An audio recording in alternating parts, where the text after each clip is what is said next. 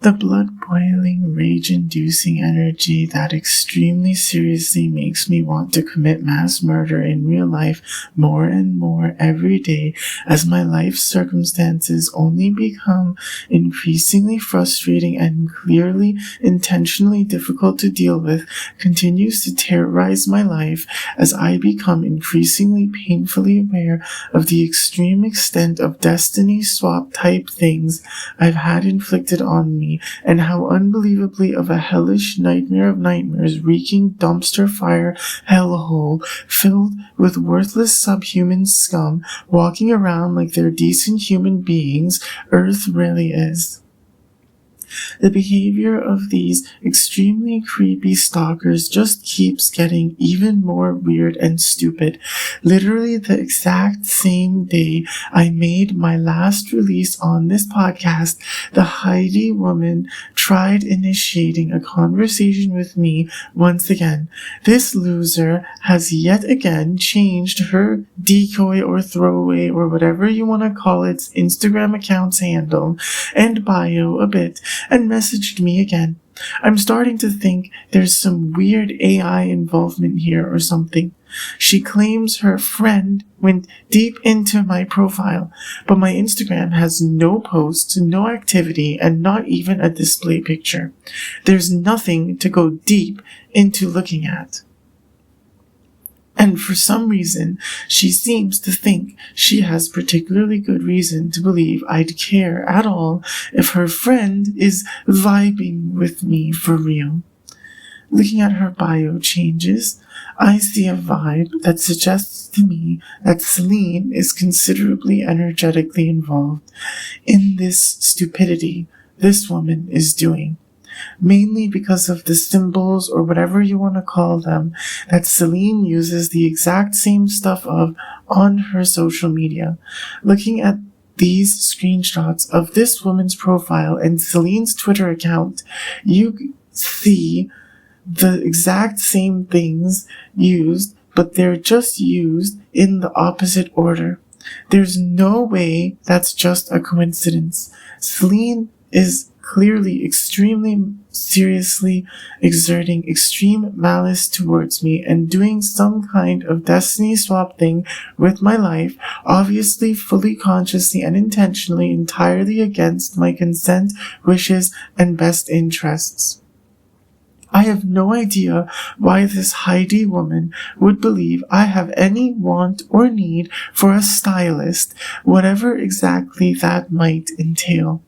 I neither need a stylist in the most literal surface level interpretation of what a stylist is, nor do I need whatever thing she might think I need from her as some kind of hidden alternative meaning behind what she might consider to fall under the duties or obligations or requirements or whatever of such a role in my life. I've literally never even once in my entire life needed anyone to be a stylist for me, or that it didn't mean anything special to me for anyone to approach me attempting to be a stylist for me, or even ever so much as hinted at all to anyone that I might. It's literally completely random and unwanted to me, both that this woman tried contacting me at all and also that her approach was what it was.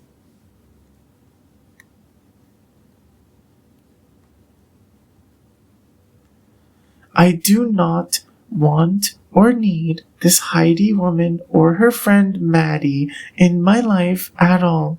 They are literally being extremely weird, creepy stalkers that I literally will never interact with. There's literally no possible reason or incentive they could ever give me. I'm not looking for a job. I wouldn't accept money or gifts from them. I wouldn't ever date them or be at all romantically and or sexually involved with them. And I certainly don't have any want or need to advertise any brands for them or have either of them be a stylist or anything else for me. Whoever or whatever is sending these random, extremely creepy losers to me needs to realize the sheer futility and stupidity of this action. It will literally never go anywhere. Whoever or whatever is sending this into my life seems to think it will. I get this feeling that I've already been brutally humiliating several massive frauds in public so badly with my podcast that they're now in desperate panic mode, trying to grasp at what they're hallucinating is some kind of fakeness in my character that in reality doesn't exist, and this stalking is the end result of that. In which case, I suppose I can just continue to ignore it and continue to destroy them in public as I please with further releases on this podcast, further exposing and humiliating them. The more they embarrass and expose themselves in public for being the massive frauds they are by continuing to make any content at all, and eventually the stupid false narratives they're fabricating to try to justify the unbelievably ridiculous, utterly futile approach they're attempting right now will run out. Perhaps then Kimmy will start to sober up to the reality of how utterly, absolutely, unconditionally doomed she and her associates truly are if I don't seriously get prompt compliance from her and have her begin extremely loving, genuine, direct communication with me in pursuit of happily embracing the kind of connection with her that I've always wanted and been working towards all these years ever since I met her at that Toronto meetup so many years ago.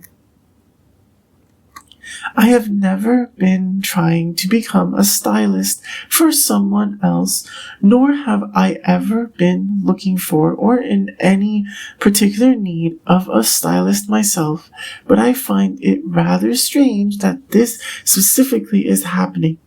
Kimmy ended up getting somehow romantically involved with someone in Grand Theft Auto role-playing on NoPixel by that person starting off as her stylist.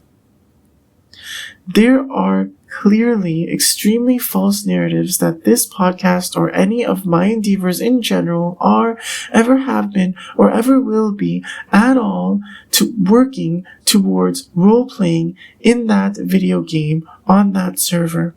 And now some random stalker is harassing me repeatedly in real life over the internet to the point where my continued complete refusal to engage with any such people has led to it being communicated to me that for some reason people are under the impression I want or need to engage somehow with someone who is pursuing becoming a stylist of some kind for me. This was something, in reality, completely unexpected for me and not at all something I want, need, benefit from, or have any willingness to engage with at all. Whoever or whatever sent me this energy, I'm rebuking it and returning to sender. It is purely detrimental to me, and I do not, never have, and never will consent to being subjected to it. I suspect it ultimately largely has something to do with worthless, narcissist, psychopath scum from my past lying about things like people dyeing their hair certain colors, having some kind of particular meaning, or achieving some kind of benefit or goal for me that in reality they always knew does not actually do any such thing at all. I've already said this in what I thought was rather clear terms before, but I'll try stating it even more clearly for anyone disrespectful, inconsiderate, hateful, and mentally ill enough that they didn't understand before.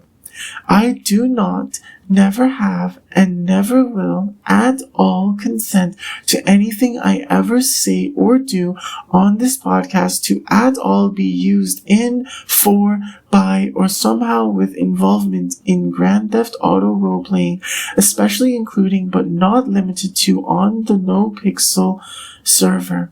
This is to be considered a legally binding statement that absolutely unconditionally overrides any and all terms in any contract, especially including but not limited to any contracts that at all contradict or conflict somehow with that assertion I'm making.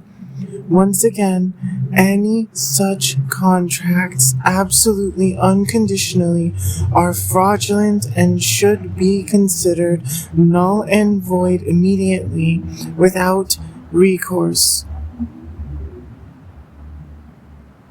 Further, I'd like to mention that while I try to take into consideration to some extent legalese and especially terms as I've defined them in the meticulous contract format I've created, I'm not fully aware of all the terms and definitions of legalese as it's defined in the various documents describing different things in the system that encompasses the totality of what effectively runs the world through things like common law and whatever maritime law stuff that's employed in current society. I'm going to have to do a bunch of meticulous research if I'm going to try to learn all that, and it's simply not a priority for me at this time since I prioritize retaining my soul and pursuing the connection I've always wanted with Kimmy over merely becoming a billionaire or ridiculously famous or whatever else I could achieve by becoming effectively some kind of high-level attorney by mastering legalese and being able to maximize the benefits therein. Before getting into breaking down several things from people's recent content, I'd also like to mention that I found it rather strange that Jamie felt compelled to post a screenshot of a group chat with multiple of her friends talking about playing Pico Park again within a mere few hours after my last release. I find it increasingly strange that the group chat is titled with Boku no Pico, which, upon searching it up briefly, appears to be actual hentai revolving around a young-looking boy. Considering I've already unveiled there must be extremely false narratives going around about me that attempt to frame me as a pedophile and also attracted to men, I find it rather pertinent at this point to make sure I've made it extremely clear that I have not watched, would not enjoy, and am not and never have been at all appeased by or forced to shut up or change my position by or benefit from anyone at all engaging with Boku no Pico or anything somehow relevant to narratives coming from it.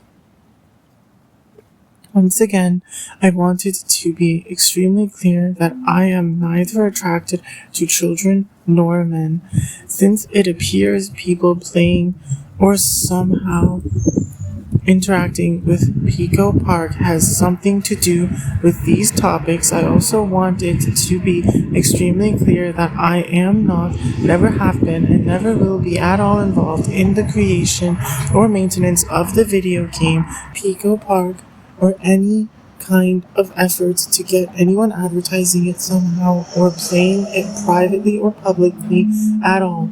I do not and never have at all benefited from any such efforts or any narratives at all attempting to communicate otherwise.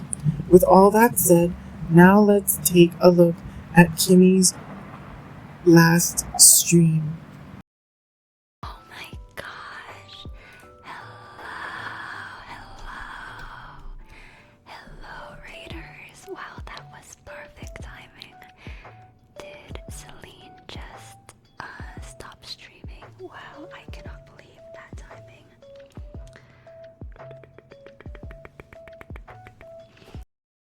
I'm not and never have been jealous of Celine. I'm absolutely convinced that if Kimmy really knew how I feel about her, she wouldn't ever even question that I'm much more ideal as a romantic and sexual partner than Celine or anyone else ever was or ever will be for Kimmy.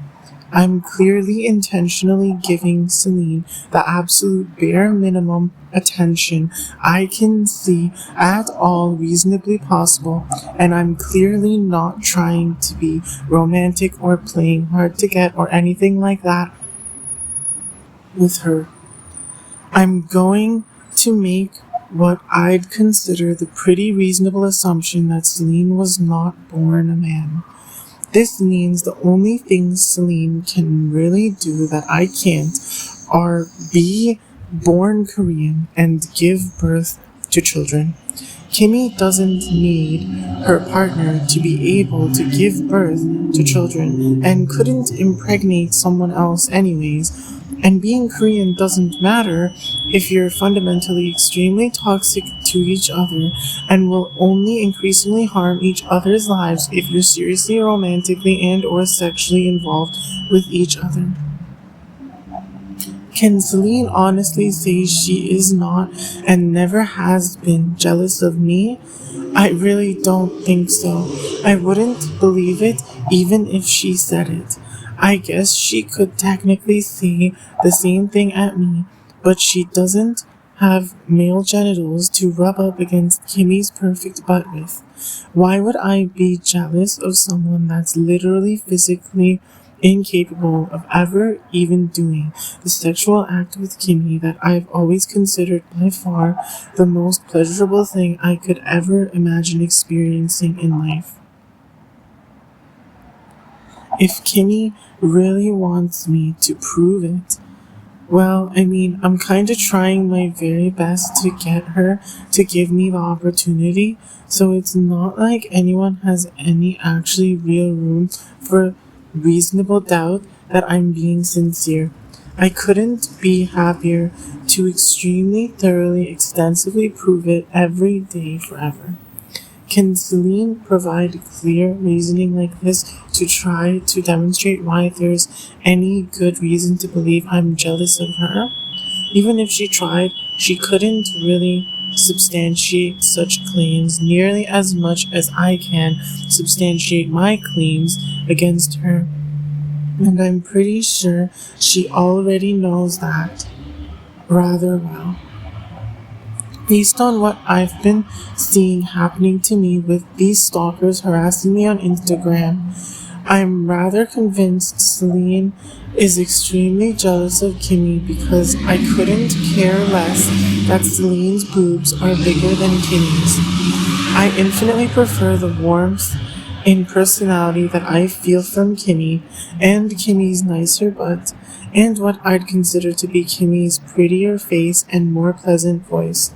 Celine's jealous of my connection with Kimmy because while Celine was out here being selfish and focusing on her own career and having fun sleeping around behind the scenes and whatever, I was being extremely loyal and committed and focused on an actually happy, healthy, genuine, meaningful, fulfilling, lifelong, intimate relationship with Kimmy.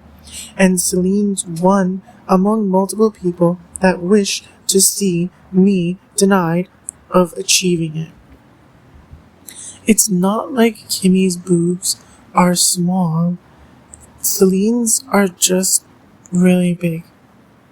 I'm not calling Celine's face ugly either because I have no issue admitting that Celine's extremely physically attractive and I'd say even more physically attractive to my tastes than Hune is. But I want it to be extremely clear that I'm saying this purely in the interest of being authentic and demonstrating the depth of my feelings for Kimmy, not as some kind of disingenuous hitting on Celine or Hune or anyone else. I always have and always will much prefer Kimmy in every way over anyone else, and that includes Celine and Hune. and all of Kimmy's other associates. I'm not and never have been jealous of any of them at all. Entirely regardless of how Kimmy and Celine feel about each other or me or anyone else, I am not, never have been, and never will be at all willing or needing to at all shut up or change my position or give leverage to anyone as a result of anything either of them or anyone else ever says or does, publicly or privately. I do not, never have, and never will at all support, encourage, validate, or consent to Kimmy ever at all being romantically and or sexually involved with anyone or anything except me. I'm not clueless to people like this literally conspiring against people behind closed doors with professionals trying to formulate narratives that attempt to use people like me as pawns to progress their own personal interests at the expense of others by bullying them and trying to manipulate them into anger that provokes self-sabotage and basically allows their soul to be robbed or, in a sense, their energy harvested for the selfish gain of extremely vicious, predatory, narcissistic psychopaths and their controllers or handlers and the chain of command above them. I am and will remain above the people that attempt to manipulate and harm others like this. I've never had fundamentally malicious intent towards anyone, but I'll be as absolutely cutthroat and brutal as necessary towards anyone and anything that at all is attempting to rob me of my soul or force me to sell it, both of which obviously absolutely unconditionally are, always have been, and always will be happening entirely against my consent, wishes, and best interests. I'm trying out a little bit of a different camera angle, so let me know how you like it. It's like, it's a little bit more, like, it's a little, I don't know, it's a little bit more like eye level versus, before it was a bit high, but I am trying more of an eye level experience as I pierce straight into your soul. Was this supposed to be intimidating or something? I find no special meaning in Kimmy trying to have her camera at eye level, nor am I particularly impacted by her attempting to pierce straight into my soul. Whatever she was trying to do there, if it was attempted to have some kind of effect to force me to shut up or change my position or give anyone any leverage over me, she failed miserably, and I want it to be extremely clear that any such further attempts at ridiculously petty things like this will only continue to fail miserably, absolutely unconditionally. I went downstairs to get my mail, and the security guard who works at the front desk, he saw me and he was like, "Oh my god, you look so different." And I'm like, "What?" And he's like, "Usually you're in your glasses." And I thought to myself, oops, sorry, let me turn off the background audio.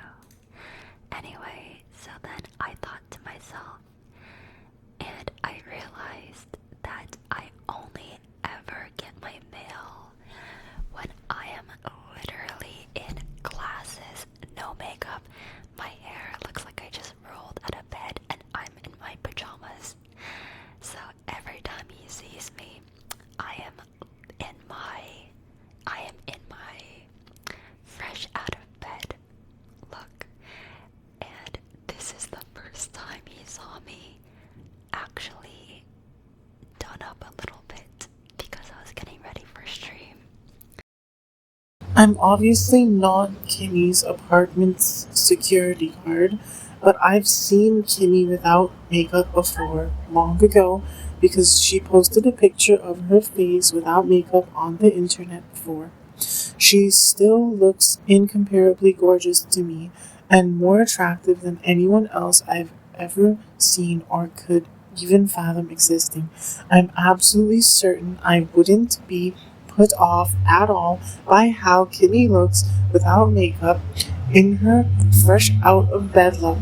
And while I don't find wearing glasses to be particularly attractive, I also don't find it to be particularly unattractive. Plus, she's worn glasses on stream before too, and she also continues to look incomparably gorgeous to me, with or without wearing glasses. I got us a new toy. I also have this one that I bought. We have 2 new balls this week. Not one, but 2 new ones. This one is supposed to glow in the dark, but I have not tried that out yet. Yes, we have 4 total. This is our little family of balls. I'm going to collect them all. Okay, now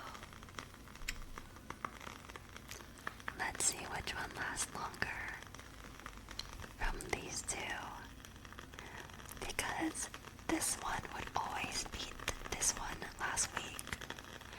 So, which do you think will last longer? The old reigning champion or the new disco ball? The right one. I know we are holding an entire tournament right now. Tournament of the balls.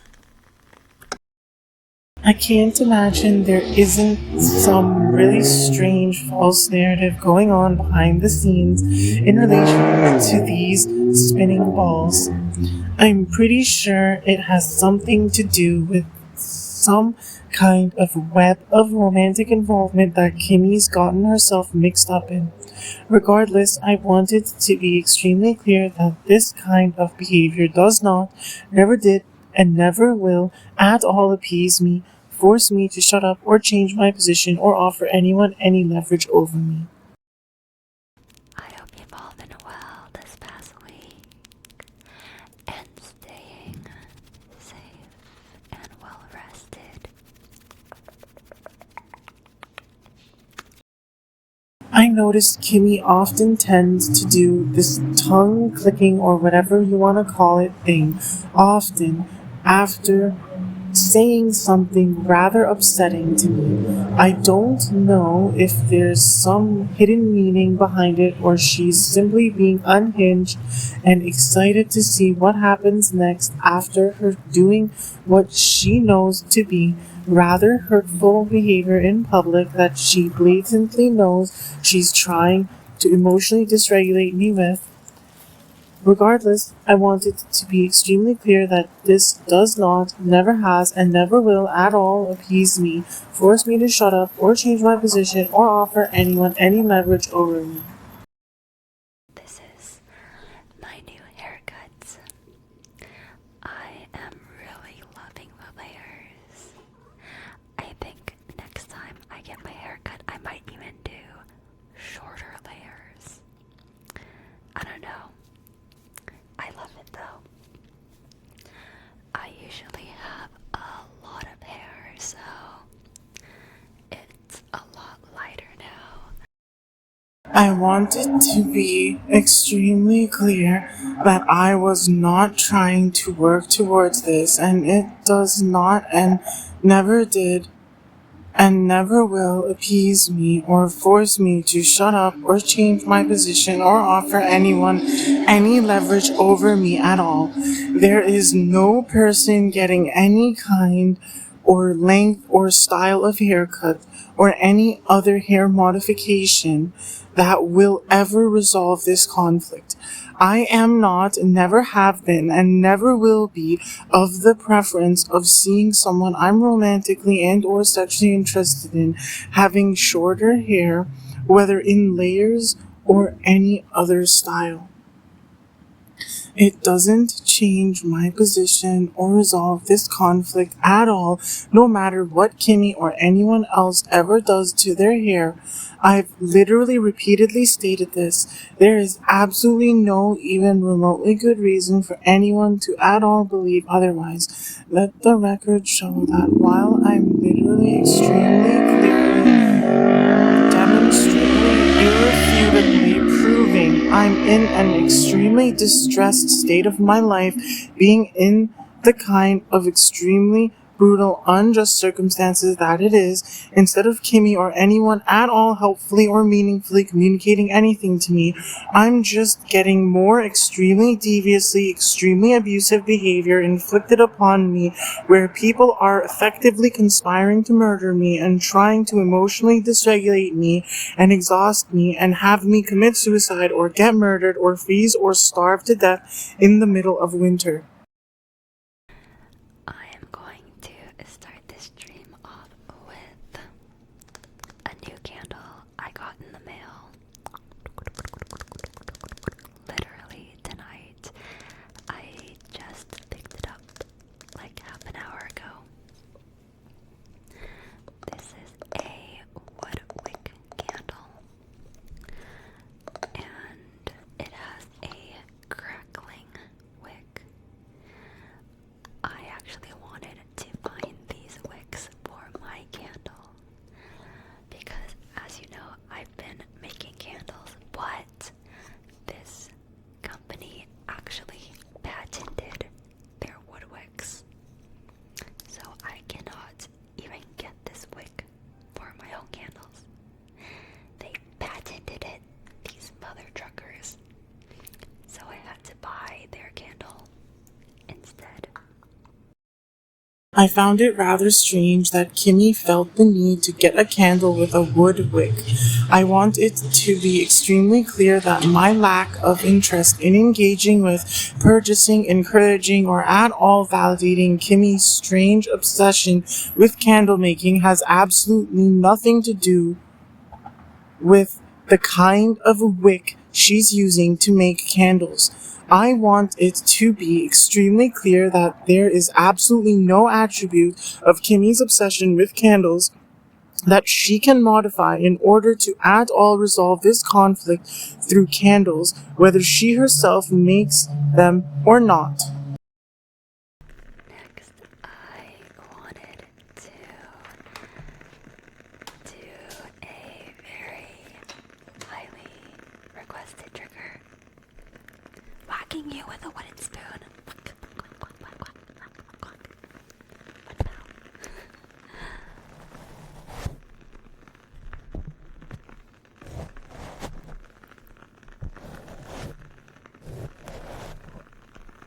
Okay.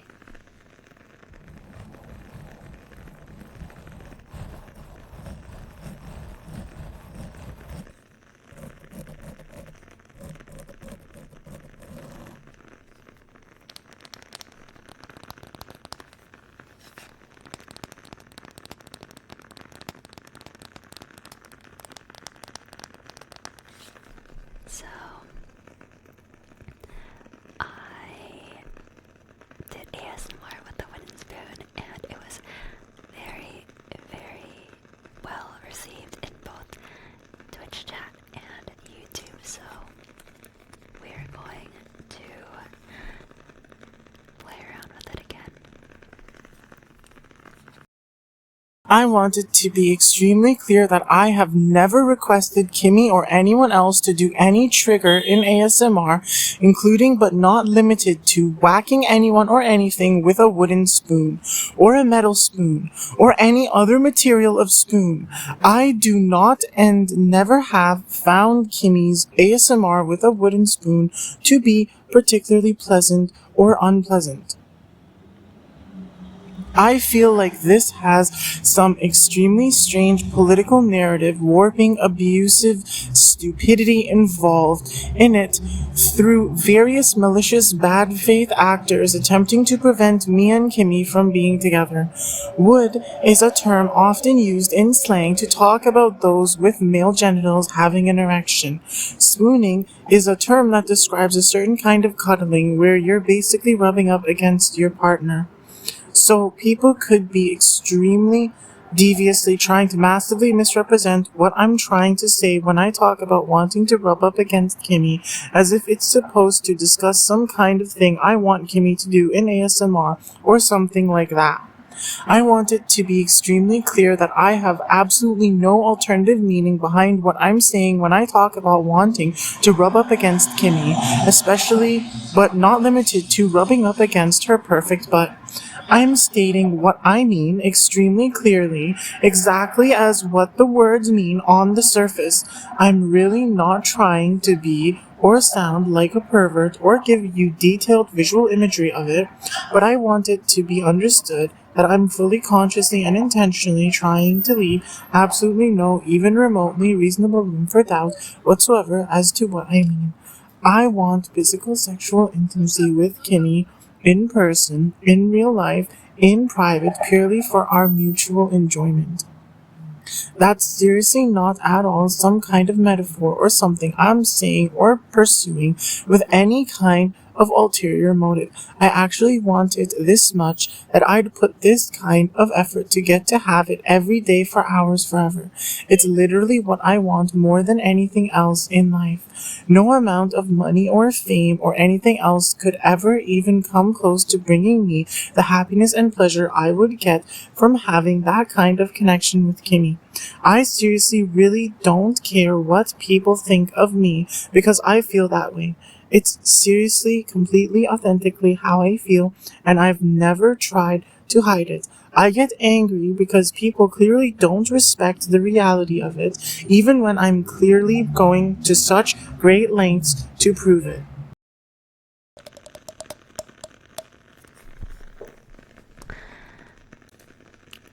Sorry, I'm just gonna go ahead and ban somebody.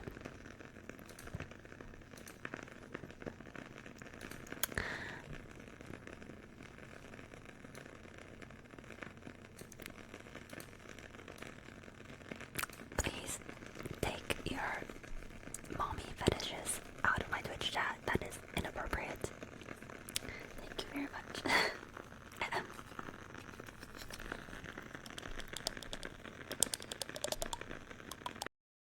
Kimmy hasn't felt compelled to personally comment on personally banning someone from her Twitch chat like this in a very long time.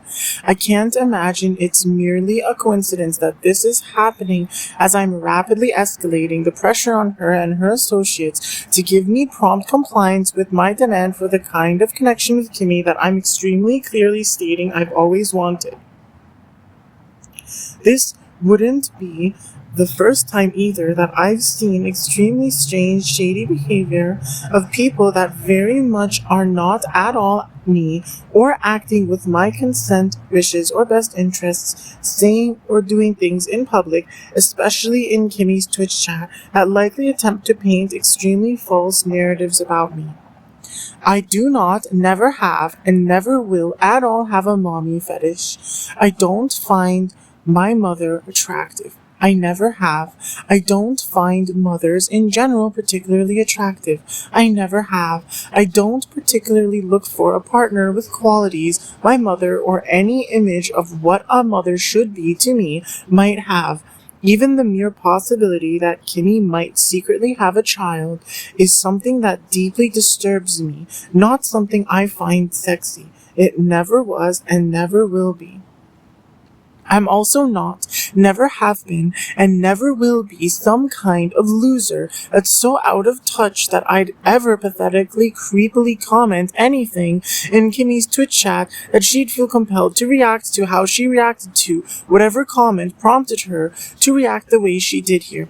I don't even know exactly what it said, because I didn't watch this live and Kimmy didn't have her chat visible on screen, but I know I never would have said anything that would make her or anyone else react this way, which is especially true since, like I've been saying, I haven't been talking at all in anyone's Twitch chat in years.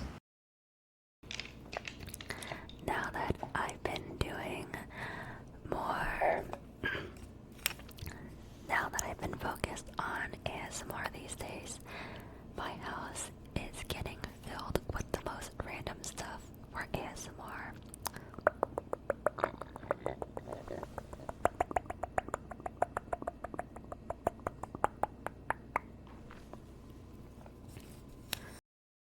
Again, while I'm not trying to hate on Kimmy for liking ASMR and making ASMR, I want it to be extremely clear that it does not at all appease me or force me to shut up or change my position or benefit me or resolve this conflict at all ever for Kimmy to make any kind of ASMR content with or without any random stuff she buys or somehow obtains to make ASMR with.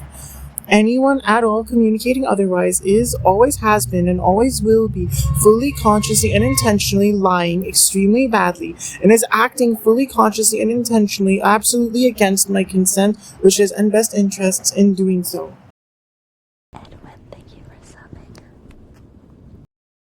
I find it rather strange that shortly after my last release, someone called Edwin Lemon has decided to participate somehow in Kimmy's community. Namely because I misspoke when I called that creepy cousin of mine named Vivian's dad, Martin, because her dad's actual name is Edwin. I never have really interacted with any of my uncles on either side of my biological relatives very much at all, and my biological mother has several brothers, so I sometimes forget which has which children. I have no idea who the person they gifted a subscription to is, or what their name might mean, or why this exact course of action is how whoever's behind this publicly displayed the reality of the extent of extremely deviously inflicted malice they've been exerting upon my existence. Anyways, my suspicion that I'm being stalked by biological relatives and or some other malicious bad faith actors stalking me and attempting to sabotage my efforts and conspiring to murder me with lies is made further apparent, evidenced by how it seems like there's some massive false narrative about me in relation to the significance of people's names ending in lemon in general. Since this is now the second occurrence of such a strange thing in more recent times, when considering that Jamie's also strangely suddenly becomes seemingly good friends with some random content creator I'd never heard of before in my life and have absolutely no association or affiliation with or liking of or indebtedness to, who also has an online handle ending in lemon. I don't know what the meaning or narratives behind this lemon thing are, but I want it to be extremely clear that I do not, have never, and will never at all consent to any of them being presented as at all truth about me and my life. Honestly, as somebody who also went through school and university, I wish I had ASMR during those times. I wish I had ASMR so much during those times.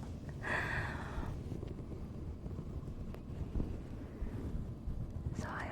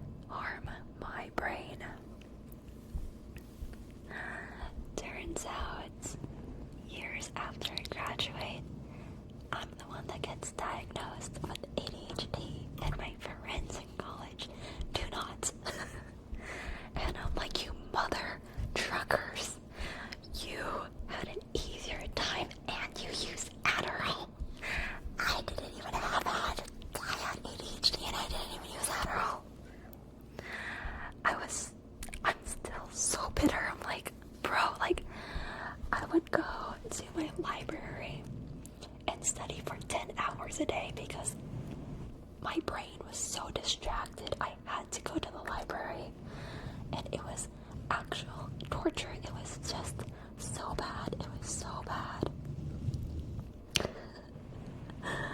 Oh my god.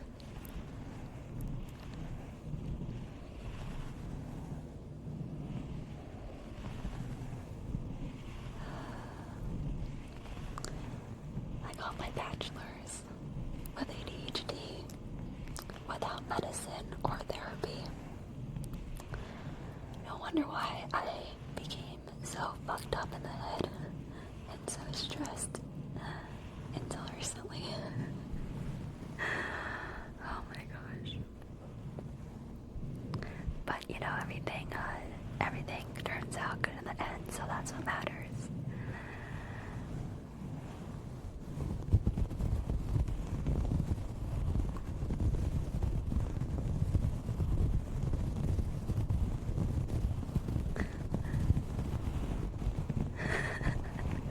Trauma dumping ASMR time. All that matters is that everything turned out as it should. I'm rather confused why Kimmy is saying she's been so messed up and stressed until recently. She hasn't directly communicated with me or actually started acting at all to me somehow, actually perceptibly in a proper direction to resolving this increasingly escalatingly severe conflict that will ultimately severely damage her life and the lives of multiple of her associates if she does not start treating me properly in a timely manner. She only continues to try to emotionally dysregulate me into self-sabotage and tries to exhaust and bully me into giving up on myself or deviating from my extremely clear goal here into something short-sighted and anger-fueled that in reality becomes extremely detrimental to myself and just enslaves me to a system trying to turn me into a puppet for the extremely greedy and selfish billionaire world leaders that are constantly, utmost viciously attempting to compete against me for immense power of being in a world leadership position. It's good that Kimmy doesn't rely heavily on any prescription drugs to function. I've tried Vyvanse before, and it's comforting to me to know she hasn't become addicted to it. But she still has to be careful for many other things that could cloud her judgment, even something as seemingly harmless as coffee, which she might still be exceedingly relying on to function, thinking that's better when in reality it can also be extremely damaging if you carelessly rely on it. Even just social media addiction can be worse than a drug addiction if you're obsessively looking to it for guidance instead of trusting your intuition and looking objectively at the evidence you have in front of you of what reality really is. As of right now, I would still not say that everything has turned out good in the end. I still don't have the kind of connection with Kimmy that I want and deserve. I'm still doing everything I can every day and putting an unbelievable amount of effort in unbelievably insanely disadvantaged circumstances, and yet continue to only face hurdle after hurdle and barrier after barrier that are seemingly endless and obviously purely detrimental to my existence and placed in front of me entirely against my consent, wishes, and best interests, yet persist despite even my greatest efforts to overcome them. I'm literally doing everything I ever possibly could, and yet Kimmy just continues to make excuses to disrespect and neglect me blatantly in public how she has been, and trying to farm my anger for attention to her own brand and the brands of her associates, all of which have demonstrably only been extremely selfish and malicious in regards to how they deal with my feelings and existence as a whole. How do you think past Kimmy would react to current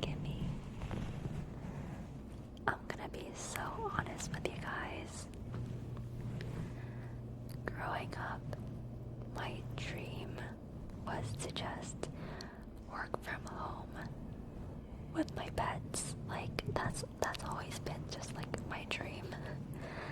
And I remember even saying this 10 years ago when I started streaming, like all I ever wanted was to work from home with my pets. So the fact that I am doing that, I think past Kimmy would be very, very happy with herself.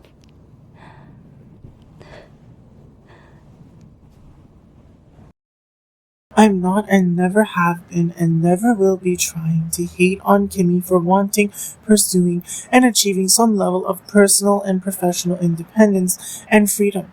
However, I'd say both that this goal she's described is short-sighted as well as seems dishonest to me for her to suggest is the extent of her ambitions in life. If she really hasn't been aiming for a serious, meaningful, genuine, loving, and deep personal and professional intimate relationship, that's really an amazing connection between me and her that makes us what perhaps many might refer to as a power couple, then I guess that really goes to show the extent to which my efforts and intellect far exceed hers in regards to the positive impact I've had on her life and the lives of many others through my efforts, despite the fact that they've all only negatively impacted me, and I never wanted or deserved that from her or any of the rest of such people. Regardless of what Kimmy claims her goals have been or what they actually might have been, my feelings and intentions will always remain. I know that Kimmy would be much happier and better off embracing the connection I want to have with her than otherwise. And whether she or anyone else sees it or not, I am not, never have been, and never will be at all validating anyone or anything trying to get in the way or at all stop, prevent, delay, or otherwise hinder my ability to promptly achieve, perceptibly, fully materializing that connection to the fullest extent as I've been clearly actively working towards through this podcast and all my efforts leading to its creation in how I've dealt with people and life as a whole. Advice for guys with mental health problems. There is so much amazing content online that you can learn from and learn about yourself. Dr. K has some really good, relatable content that helps me too. Also, please do not feel hesitant about therapy. I really wish mental health was not stigmatized as much as it is. I think it is getting a lot better. At the end of the day,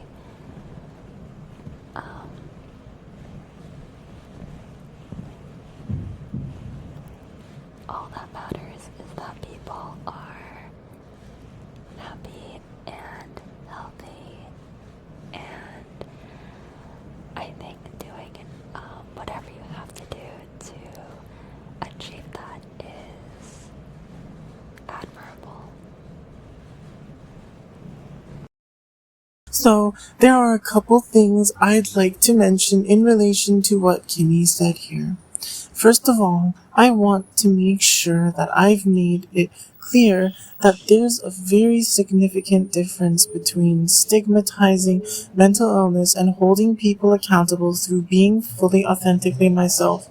When I call people mentally ill and whatnot, I'm not trying to make Kimmy feel guilty or somehow bad and like she should try to compensate for her damaging behavior towards me by trying to offer me space to pursue some kind of ulterior motives from the kind of connection with her that I've been, in reality, increasingly meticulously, extremely clearly stating I've always wanted and been working towards achieving ever since I've met her. I'm authentically confronting her to make sure she and others understand that I recognize reality clearly and I do not want, need, or have willingness to tolerate being suppressed, sabotaged, or somehow limited from speaking the truth, and continuing to authentically be myself and do my very best to work towards my goal I've had all along that to this day has not changed and will not change.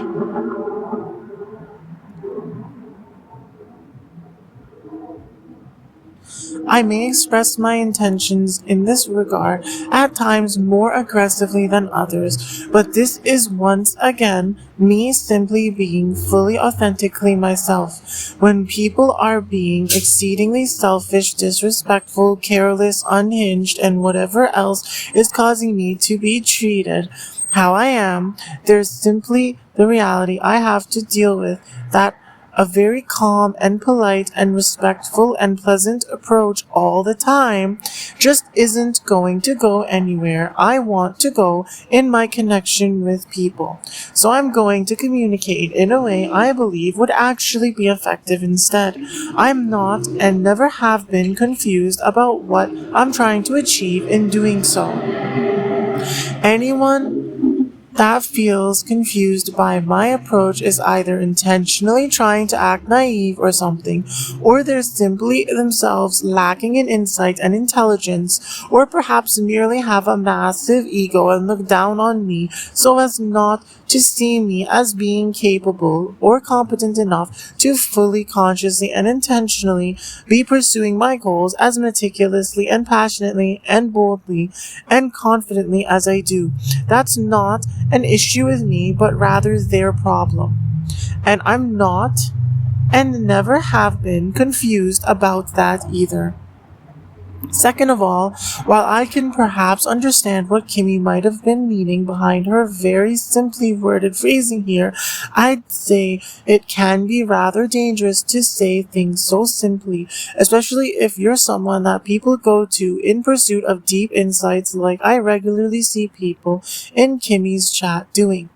Doing whatever you have to do to achieve that, to make yourself what you perceive to be happy and healthy, is an ends justify the means kind of thing that can be an extremely slippery slope that it literally could mean you're effectively literally encouraging people to even do extremely morally reprehensible, even highly criminal things in order to achieve what they might personally consider being happy and healthy.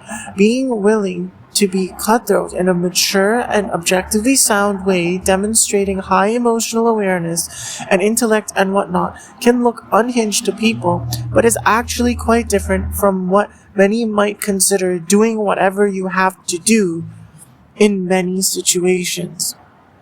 This might seem really nitpicky or stupid to many people for me to be commenting on, but details like this matter a lot when it comes to having any kind of deep discussion.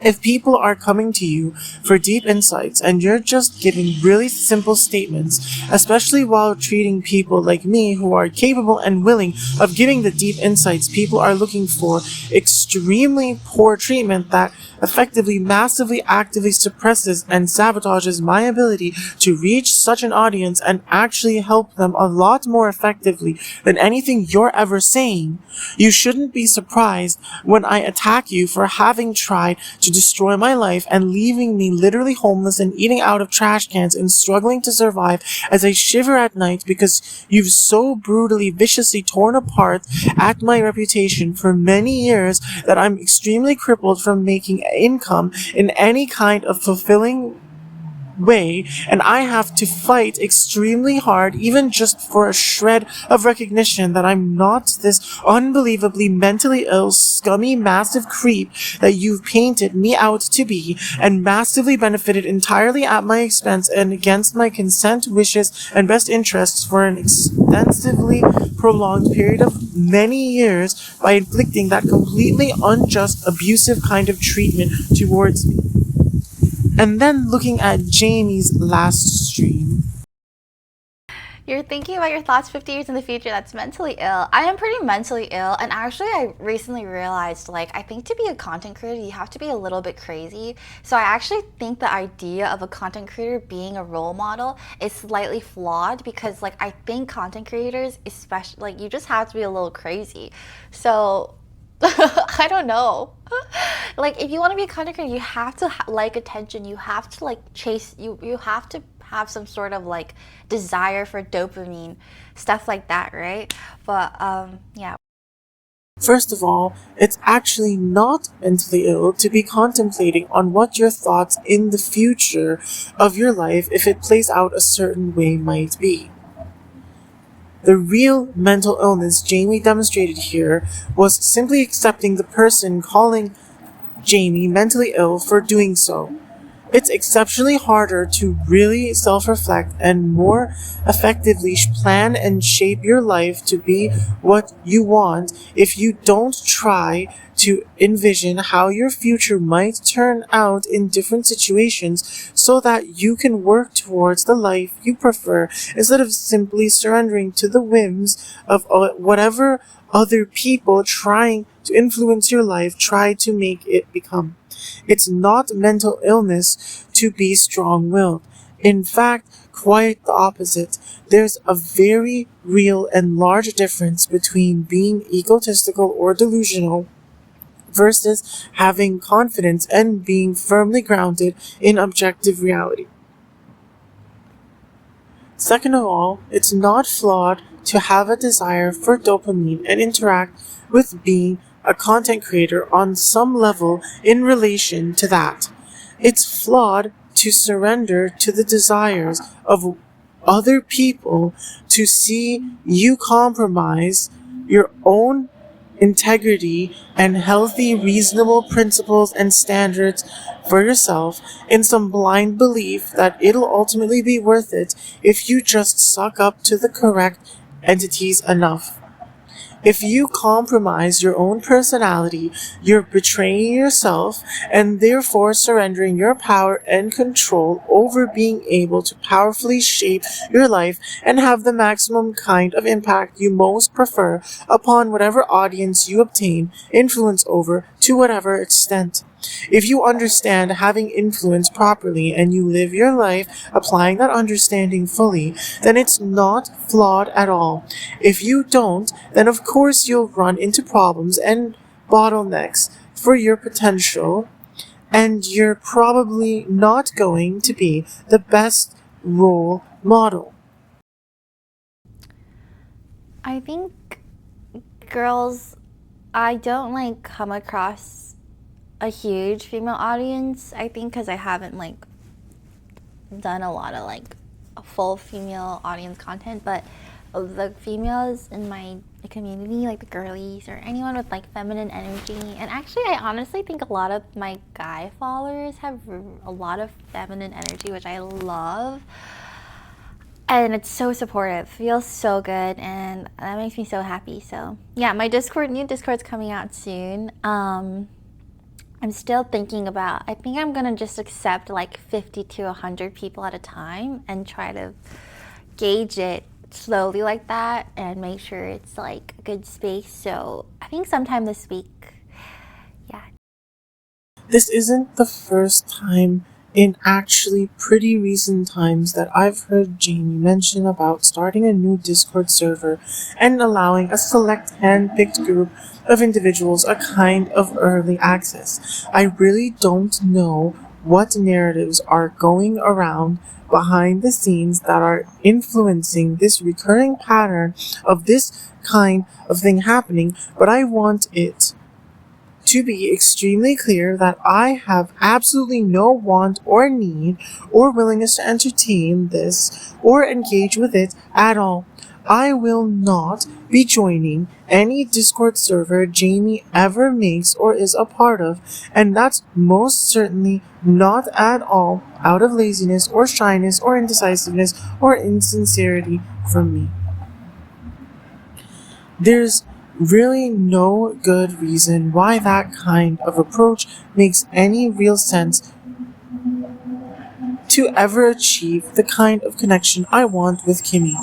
If anything, it seems like it'd only ever come off as if to be me disingenuously pursuing something romantic and or sexual with Jamie, or being somehow indebted to Jamie or someone else, or simply having ulterior motives. Regardless of how anyone might paint it or perceive it, it personally would not sit well with me, and I absolutely unconditionally cannot be and do not want anyone to attempt to make me convinced that whatever Jamie's doing with this Discord server stuff she's planning is something I should be involved in. What do you think about doing fashion content? So actually, I had a lot of fashion opportunities this year. Like I went to New York Fashion Week. I went to like a Giorgio Armani event. But I don't think I'm as passionate about fashion as I am with cooking and food. And I realized like I just got so good at cooking because I was passionate about it. And fashion's really expensive, plus it's really saturated, and I don't really enjoy the community as much as I enjoy the cooking community. So I think I'm but the thing is like there's not a lot of, I don't know if there's a lot of money in food when it comes to food content creation, but I don't really think about those things. Like even though money is important to me because like I gotta take care of my family and stuff, like I've always never been one to like make decisions off of like I always follow my heart. So I think I'm still gonna do food. Like I just love it and I love getting better at cooking and yeah. But fashion is really scary. I'm not involved in the fashion industry myself, nor do I have or have I ever had any particular want or need to become involved in it or see anyone else involved in it. If this has something to do with my word choice of using the word fashion sometimes in the past, like if I say something is in a certain fashion or something like that, I want it to be clear I wasn't trying some weird political underhanded thing hinting at the fashion industry. I would have thought that's rather obvious, but maybe it isn't with all the people it seems might be trying to extremely meticulously pick apart every word I ever say. Beyond that, while I can appreciate the general sentiment of someone not making major life decisions off a greed for money, and I'm certainly not trying to hate on Jamie for avoiding the fashion industry if she sees extremely predatory behavior in people heavily involved in it or something, I'm seriously not looking for Jamie or anyone else to try to discuss their morals or qualities they perceive as making them somehow worthy of consideration as a romantic and or sexual partner for me over Kimmy. I'm not saying that's definitely what Jamie was necessarily trying to do here, but let the record show I'm seriously going to extremely great lengths to ensure I left absolutely no even remotely reasonable room for doubt in regards to my perspective on this.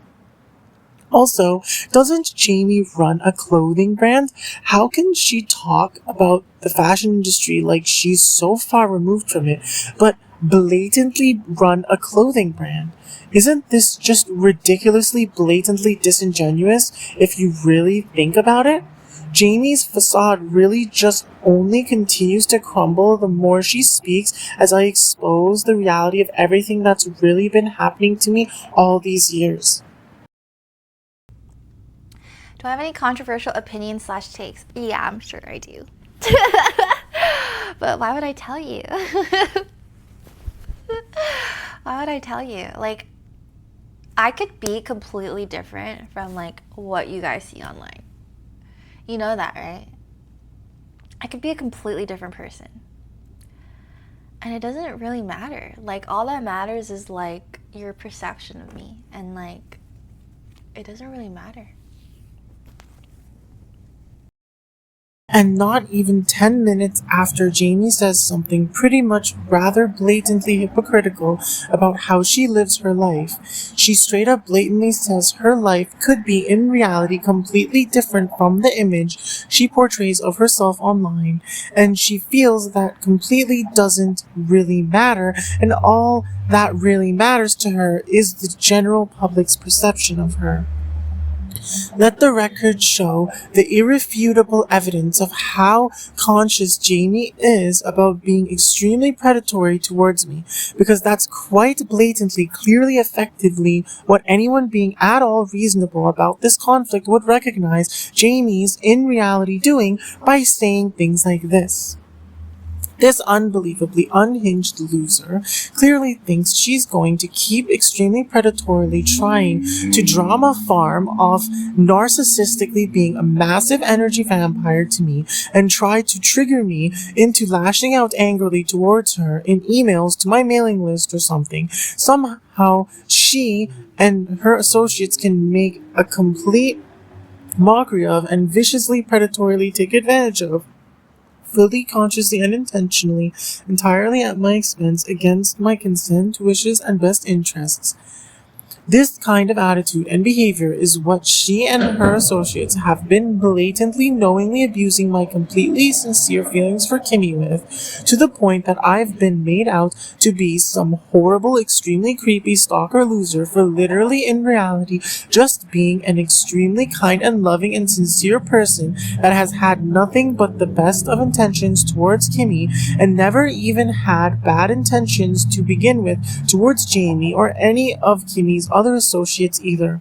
I've been made out to be a bad person because I obviously don't look favorably upon anyone being extremely predatory towards me and trying to spin their malice towards me into a representation of my personality with massive narrative warping they've been doing behind the scenes as they try to gaslight, guilt trip, coerce, bully, and generally manipulate me and deprive me of resources to the point of me having my life completely robbed and destroyed by how they've been treating me.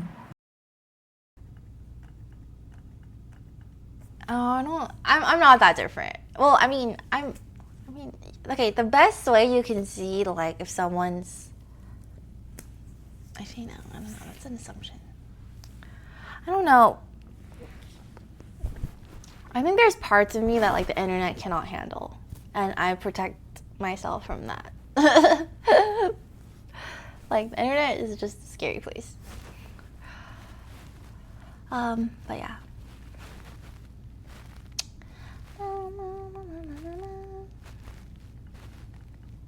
I've been watching Love is Blind.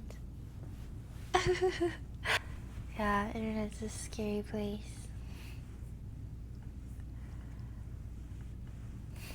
Are parts of you scary to the internet, or the internet scary to those parts of you? I think internet's scary to those parts of me. But I'm pretty unhinged. Well, I'm not unhinged in a bad way. Like, I'm not, like, very opinionated, and, like, I am very optimistically nihilistic.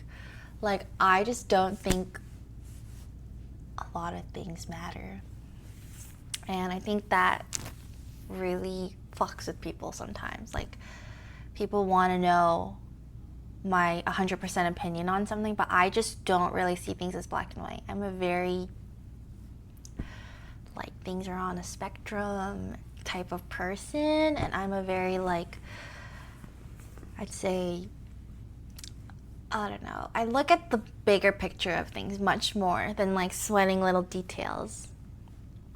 But yeah, maybe it's the New Yorker in me too. Like, sometimes I just think it's not that serious, which is, like, really bad. But I think things that are really, really serious, that's what I want to bring attention to. So I really don't like when something is not that serious, but there's a lot of attention on it. But that's just kind of like human psychology. So I also can't really, like, I've also let go of that. Just like, well, it is what it is, and, like, humans are, yeah. But yeah, I would say I'm, like, you know, the moral alignment test? I'm definitely chaotically good. but I'm good. Like, all my actions are very good people actions, but they're all very chaotic.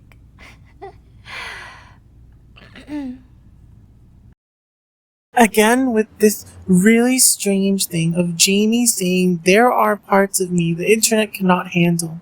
She blatantly now is further providing evidence of how she's involved in conspiring to murder me, with her blatantly admitting to being unhinged in direct relation to these parts of her that she says the internet cannot handle. There's been increasingly frequent mention of this show, Love is Blind.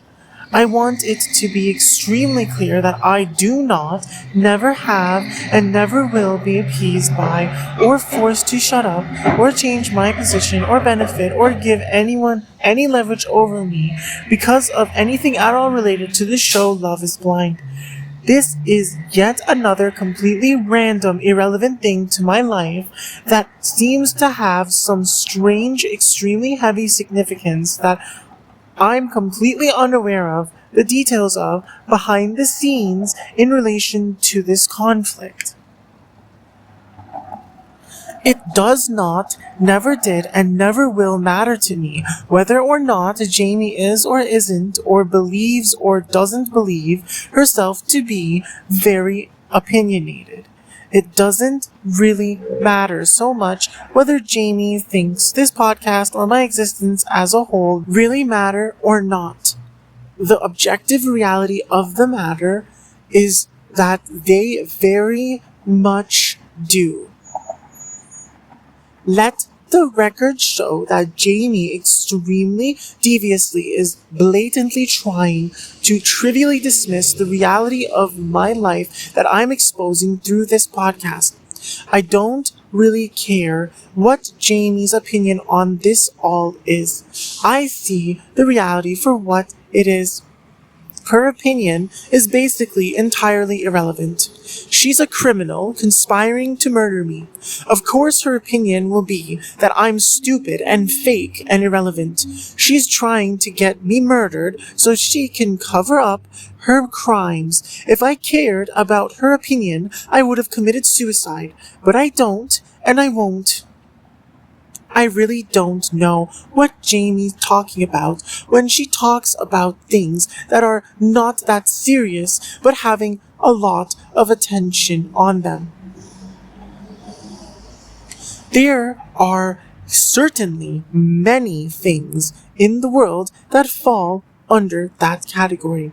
I'm not going to speak as if everything shady Jamie says revolves solely around this conflict, because it obviously doesn't.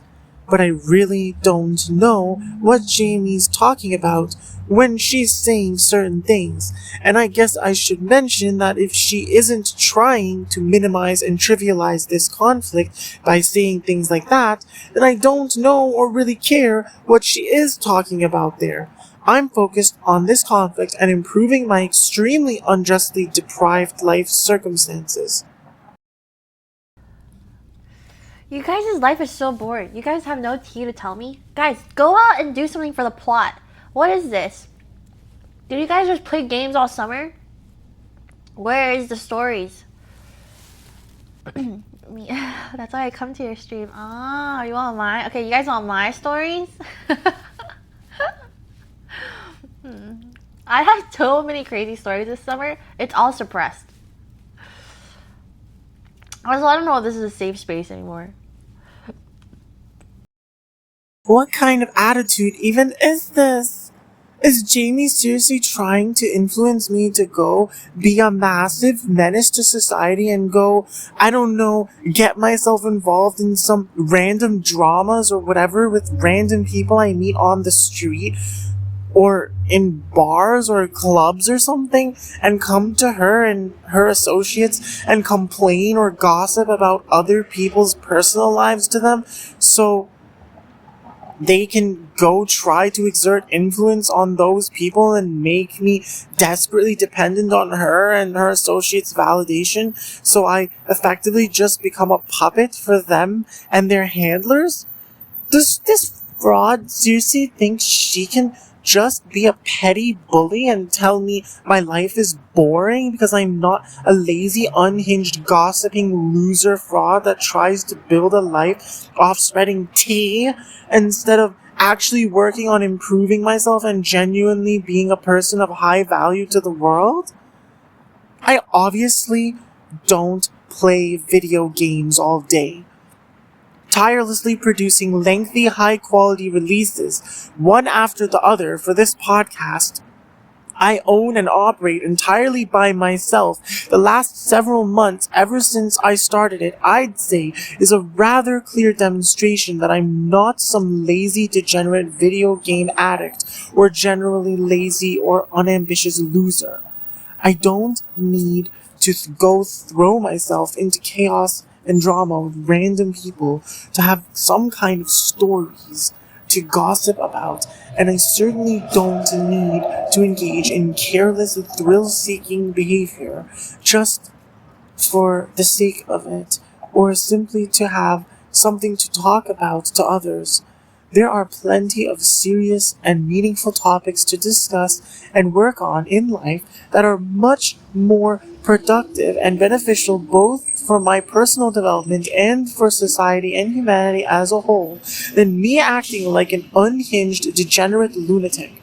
I never have and can't imagine I ever will blatantly encourage others to adopt a really degenerate loser lifestyle like Jamie has right there.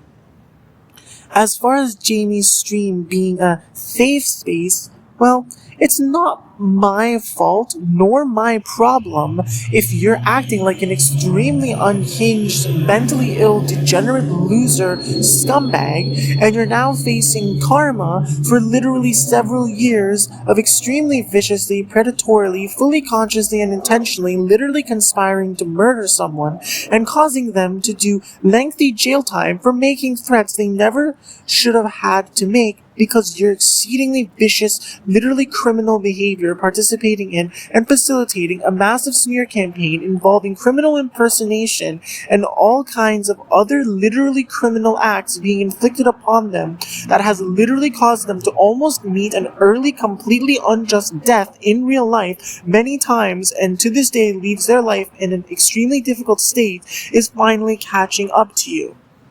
You don't deserve to continue to actively harm me or anyone else you might be doing anything similar to like this. Don't try to make me seem like a bad person for publicly confronting you and depriving you of a safe space to continue to be abusive and extremely harmful to my life. Look at how maturely I've been addressing everything you, Kimmy, and others have been doing ever since I've started this podcast. And yet I continue to be cast aside and people literally trying to pretend I don't exist while they continue this same exact kind of attitude and behavior towards me as they've been doing for the last several years completely unjustly. Did you hurt your lip? I bit myself in my sleep. I woke up to it bleeding. So, yeah, I did.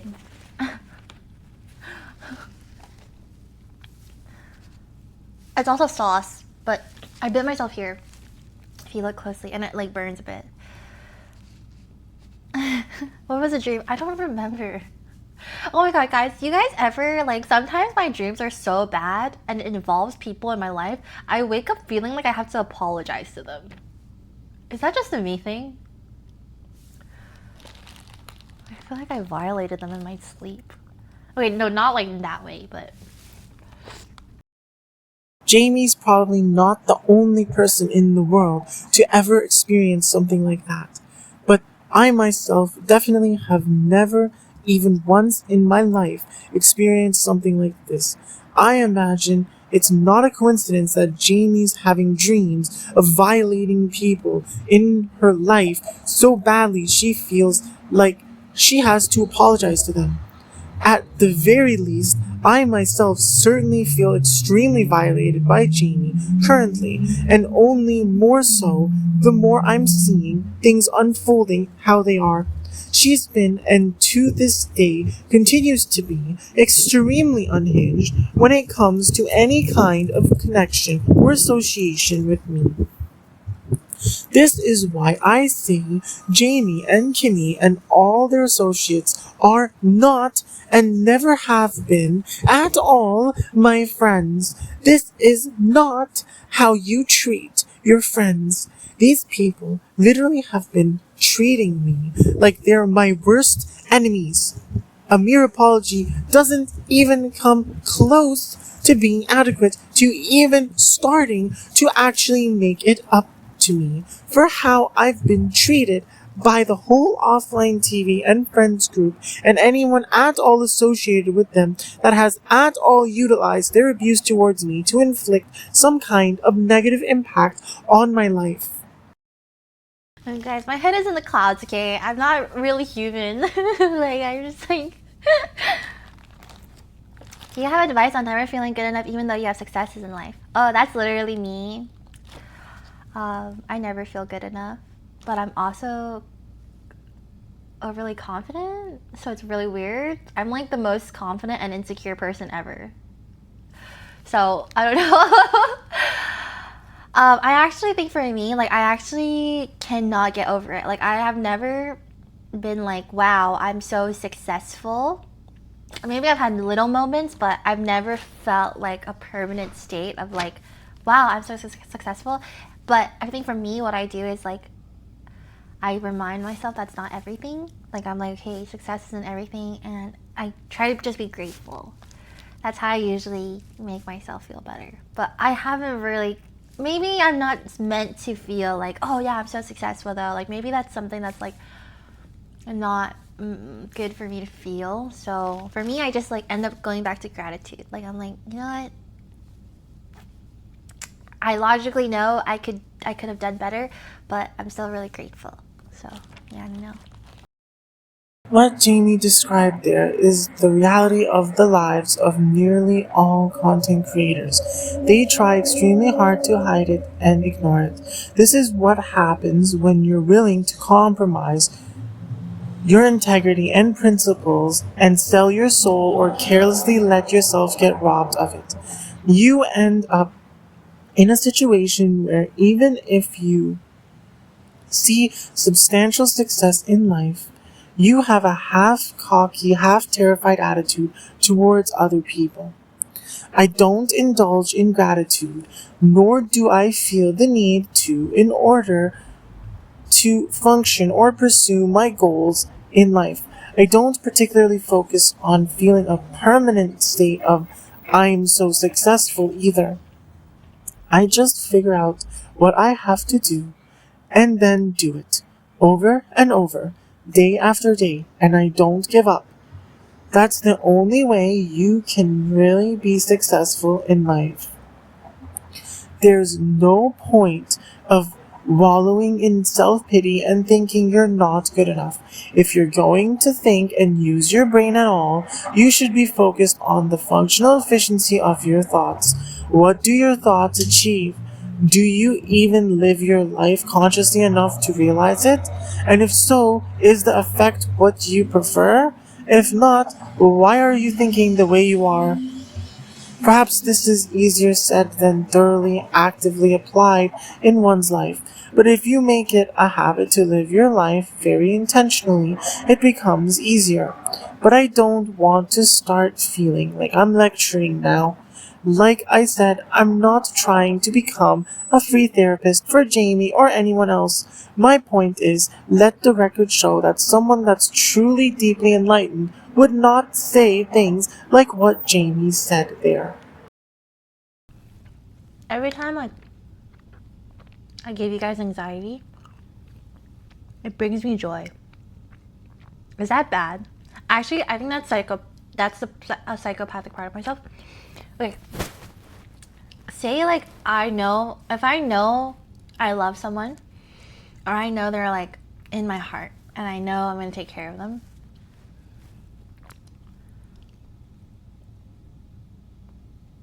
I'm not gonna continue my thought. Okay, no, not actual anxiety. I would never induce actual anxiety, but small things, small anxieties, like harmless things, like you guys being worried that I'll stain my stuff. I get enjoyment out of that. Like I do. I get enjoyment out of that. Seeing you guys so anxious, it brings me excitement. Honestly.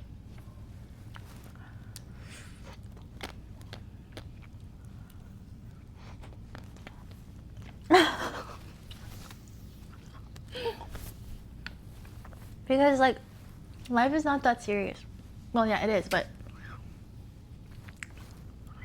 because I know it's gonna be okay, I have the reassurance that your guys' anxieties are not gonna be filled, like your worries aren't gonna happen. So it only excites me. Am I a psychopath? Like, can we just change subjects?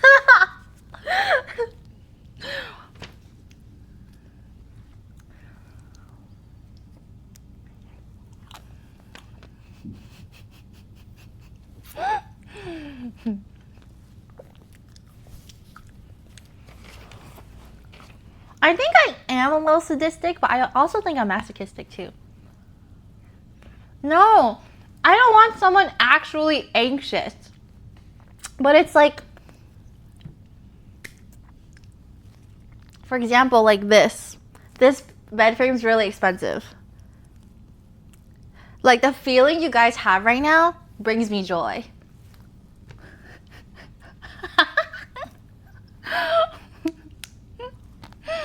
But it's because I know it's my bed. It's not actually going to affect you guys. And I know it's going to be fine. And you guys are going to be fine.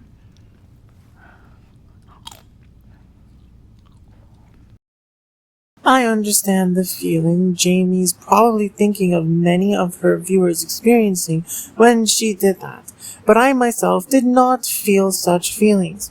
There are only 3 ways to react to something like this. You feel an overly empathic response of distress for Jamie.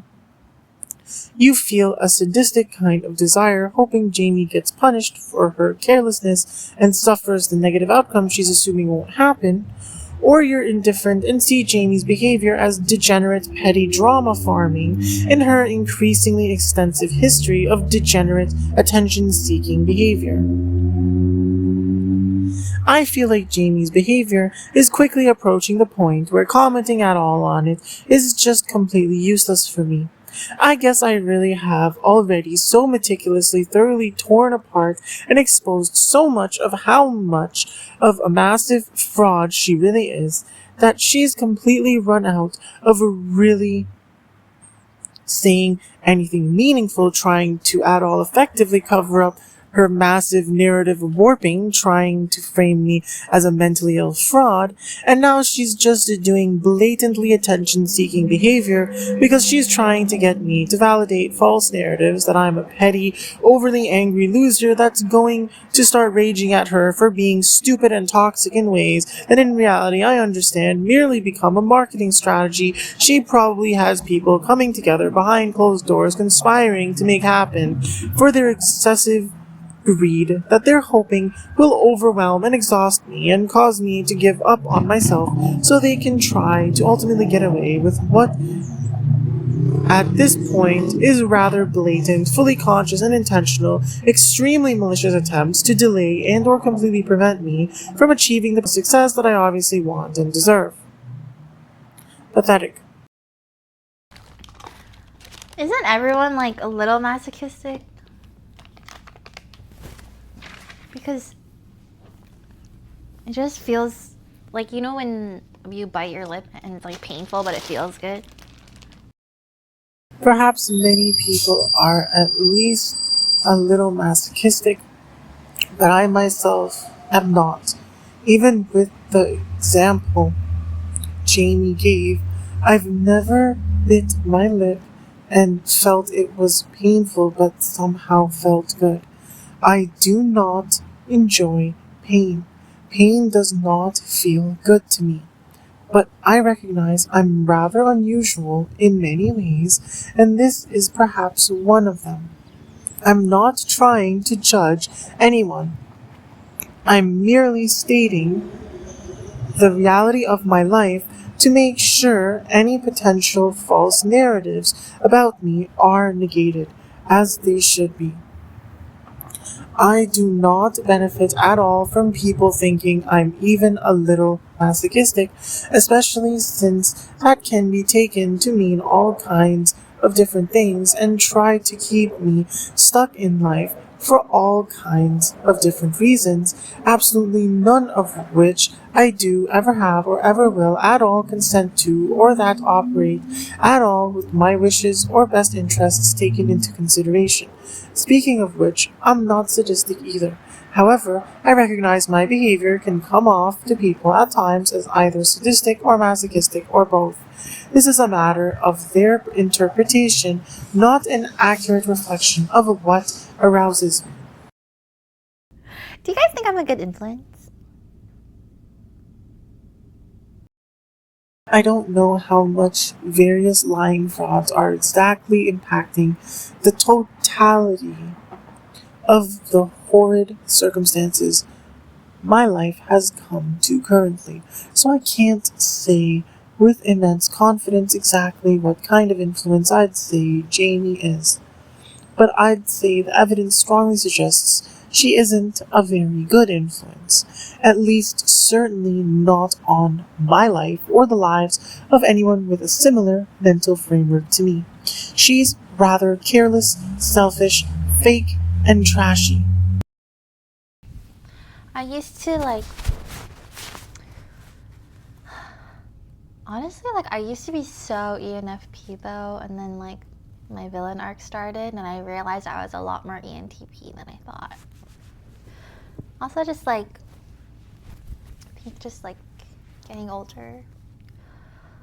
I think I don't really let my emotions control me too much, but I do like to experience them. It's unbelievable that even now, this massive fraud is calling her extremely damaging attitude and behavior towards this conflict merely a villain arc, as if this is all just a bit in some big act that I'm being massively misrepresented in, as if I at all consent to being subjected to it, or being misrepresented as if to be at all pretending in anything I'm saying or doing. Jamie is certainly acting rather severely evil towards me, but don't mistake my currently seemingly calm demeanor towards this conflict as if it's some kind of validation or encouragement of such behavior, or some kind of indebtedness to Jamie or anyone else to tolerate it at all continuing. It's literally taking every bit of self-control I have right now not to actually just brutally murder someone out of the sheer rage I feel every day and how extremely brutally, viciously, unapologetically predatory so many people have been to me, despite how I've always been such a positive force in their lives that I literally don't even have one person decent enough to prevent me from having to literally sleep out in the cold and eat out of trash cans just to survive right now. Again, this is not at all some kind of a bit to at all facilitate or validate content creation for Jamie or anyone else. This is the absolute truth of my life I'm discussing on this podcast. I'm not under any contract with anyone to create it or say anything I'm saying, and nothing and nobody has any consent from me to treat me how they're treating me. They're acting entirely however they please, even if it's fully, knowingly, extremely to my detriment. Yes, Jamie, Kimmy, and all their associates are seriously that careless and unhinged and selfish that they know the reality of how horribly I'm being abused, disrespected, and neglected, and yet they watch and laugh and possibly even actively facilitate it instead of actually acting like even remotely decent people about it at all. Are you guys a top or a bottom? Be honest. Be honest with me. Again with this question? Bloody hell. No, Jamie, I will not answer this question being posed like this under these kinds of circumstances. There is absolutely no compelling reason for me to. All you or anyone else really needs to know is I'm not attracted to men, and I want and demand and deserve the kind of connection with Kimmy I'm extremely clearly, repeatedly stating I'm after. Since there's absolutely no real evidence that suggests my suspicion that Kimmy's answer to this question is that it depends on the dynamic of the person she's with is incorrect, that means the reality of trying to press me for an answer to this question the way you are only in reality attempts to humiliate me publicly, validate extremely false narratives about me, and pressure me into romantic and or sexual connections with people I don't and have never wanted it with. If this was such a critical question that really needed answering for Kimmy to feel convinced to embrace the connection I'm after having with her, then I'd be getting directly contacted by her through one of the methods that can be used to contact me that are publicly viewable on my podcast's YouTube channel, and I'd be directly, clearly, concisely asked it by her as she'd explain to me why it's somehow a critically deciding factor in whether or not she'd want or enjoy or be willing to tolerate even attempting to embrace properly having an intimate, serious, sexually involved in-person relationship with me. Even if it's as simple as explicitly telling me that I'm wrong about believing her attitude in regards to it depends on the person she's with, and in reality, she finds it absolutely unconditionally intolerable to be with someone that isn't exclusively one or the other, telling me the details of which I'd have to be for her to even seriously consider me a viable person to date.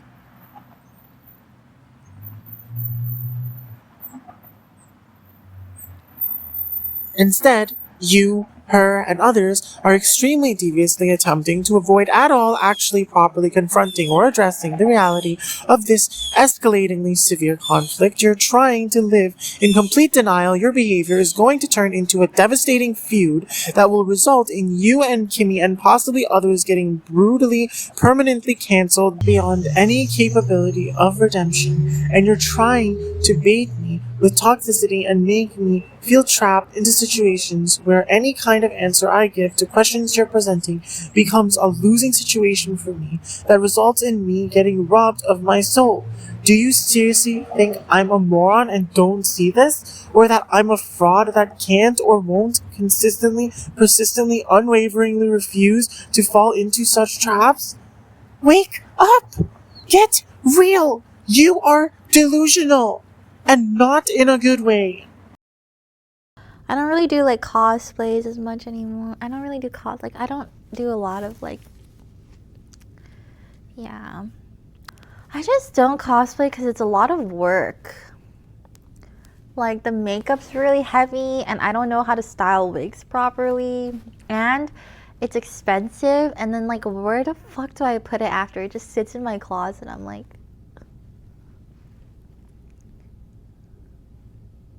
I don't think I'm not known for cosplay. Like I've done like less than like 3 or 4 cosplays. I'm just lazy. It's so much like work to cosplay. I think my last cosplay was Yanfei from Genshin. I didn't know and don't care that Jamie's ever done cosplays before. Jamie cosplaying does not, never has, and never will at all appease me or force me to shut up or change my position or offer anyone any leverage over me. This is yet another thing that should have been extremely obvious, but people continue to believe and or treat me as if all kinds of blatantly false things that my efforts on this podcast already should have proven are obviously false are true. Loki, I thought about cutting my hair like old scene hairstyle. I feel like I look good in it. Where it's like thick on the top and thin on the bottom. But it's really bad for your hair. Again, it does not, never has, and never will at all appease me or force me to change my position or shut up or benefit me or offer anyone any leverage over me for Jamie or anyone else to get any kind of hairstyle. Anyone or anything at all attempting to communicate otherwise is lying. I've literally repeated this over and over and over. What about what I'm saying don't people understand? I literally couldn't be saying this any more clearly. You know what? I wouldn't skydive, but lately I've been thinking like, maybe I should get over my fear of roller coasters.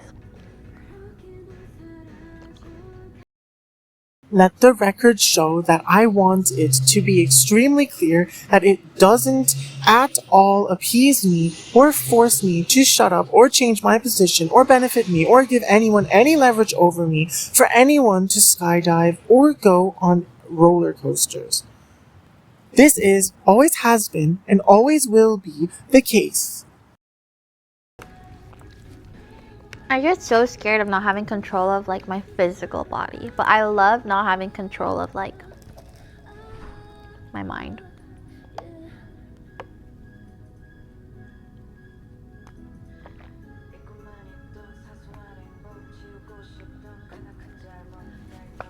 Like when I'm drunk, you know? Or like, I don't know.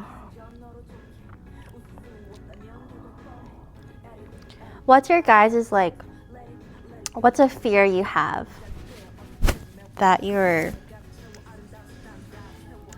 like what's your biggest fear?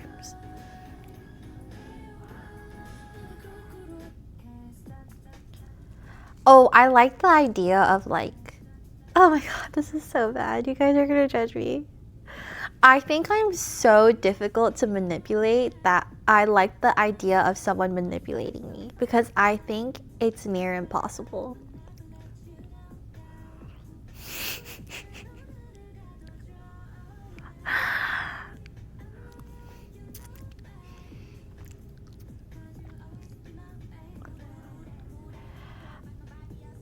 I think like I experienced really toxic relationships in my teen years. And actually, I could get manipulated by women. Women can manipulate me for sure. I'm a sim for women. But I think now, like, I don't think I could be easily manipulated. I don't enjoy a feeling or reality of not having control of my physical body or my mind, ever. Maybe that's part of the reason why I don't like drinking alcohol, but I have no particularly good reason to fear randomly losing control of my physical body or my mind either, so it's not like that's something that terrifies me. People try to inflict loss of control on me, and they terrorize my life with their efforts as such, but that's different. My biggest fear? I don't have anything I particularly fear. There are many things that make me extremely angry, but that's different. Biggest fear sounds like it's something you're crippled somehow by thoughts of trying to avoid happening to you. I have nothing I'm at all crippled by because of some kind of concern I see to need to try to avoid it. It's not that there's nothing in the world that concerns me or that I see reason to be cautious in regards to, but again, nothing particularly stands out there. There are many things I'd want to avoid happening if I ever for some reason felt good reason to be concerned might happen if I didn't take action to try to prevent them from happening. As far as things that make me extremely angry, continuing to have to suffer immensely in the kind of circumstances I'm in angers me extremely deeply. Continuing to be left denied of the connection I want and deserve with Kimmy. Continuing to be generally disrespected and neglected by people, even ones I clearly have immense power over. continuing to have to make releases on this podcast exposing blatant, massive false narratives about me, and yet only seeing more of the same that seems endless. These are a few that really stand out as making me feel a blood-boiling, mass murderous, rage-inducing anger in the depths of my soul. But I'd imagine this is all rather obvious from what I've been saying on this podcast. If you couldn't already tell this to be truth, you're clearly rather extremely delusional. Jamie's acting increasingly strange these days. She's somehow prideful in being difficult to manipulate, and she likes the idea of someone manipulating her because she thinks it's near impossible? What a strange thing to say. And also, even stranger to then immediately follow it by saying actually women can manipulate her because she's a simp for them. Whether or not Jamie or anyone else respects my gender identity, I'm still not trying to manipulate anyone here. At least not in some malicious way that the phrase manipulating people typically is implied to mean, since technically manipulation can also simply mean influencing someone in an intelligent or skillful way, which can also be used to influence them for good reasons that actually benefit them too, which I do try to do, since if I can benefit myself through someone else while not coming at their expense, then that's just guiding someone on a path that they'd want to go anyway if they actually were smart enough to figure it out on their own. Otherwise, they'd prove they don't see it that way by not going along with it. In which case, I can just respect that decision they would have made and behave accordingly, giving them whatever good or bad or indifferent consequences that come as a result of their decision as such. I don't need to manipulate Jamie or anyone else for what I'm saying on this podcast to remain all equally as true. If I don't get the direct communication from Kimmy that I want and deserve, pursuing and embracing the kind of connection with her that I want and deserve to have with her in the very near future, then she and her associates absolutely, unconditionally will face extremely negative consequences in the future, far exceeding anything they seem to believe that really means. They seem to be hallucinating that it means they can still try to abusively force me to be their friend later if they force me to have to go work extremely hard in silence and cut them all out of my life while I'm still left under such horrid, brutal, literally extremely life-threatening circumstances I've been describing my life to be left in currently. They seem to be hallucinating that they'll ever be able to pretend I owe any of them anything and they can fake my death or actually cause my death and go try to date people or establish official relationships or get sponsorships or whatever entirely at my expense against my consent, which is best interests, and it won't ever really backfire and negatively impact their lives in a very drastic, permanent, decisive manner. I don't blame you guys. Women are. I am scared of women too. Like the amount of times I meet a girl and I start stuttering.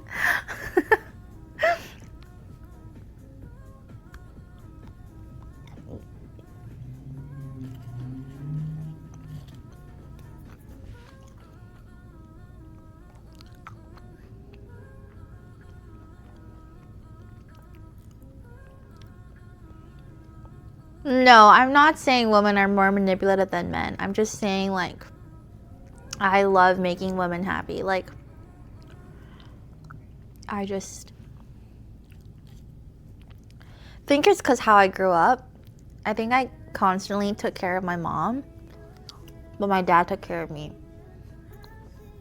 So it's like, I'm very used to being more people-pleasing with women. And I'm much more comfortable, like, asking guys to do stuff for me. Like, I have no problem. Like, yesterday at the club, For example, like, I literally, like, I don't know if this is a bad thing, but like, if I'm holding something and a guy's around, I will just ask them to hold it. I just don't want to fucking hold it. I fucking hate holding things. And I hate physical labor. And like, if I'm outside, like, and I need help, like, I'll ask. But it's really hard for me to ask for help from women. And I think it's because of my relationship with my parents, where like, I think I took like a caretaker role with my mom, and then my dad took care of me. So yeah. In general, like, but now I'm surrounded by really good female friendship where like they understand that about me. But before that, it was really hard for me to like fully be myself because I didn't have like the best experiences with women when I was like middle school, high school either.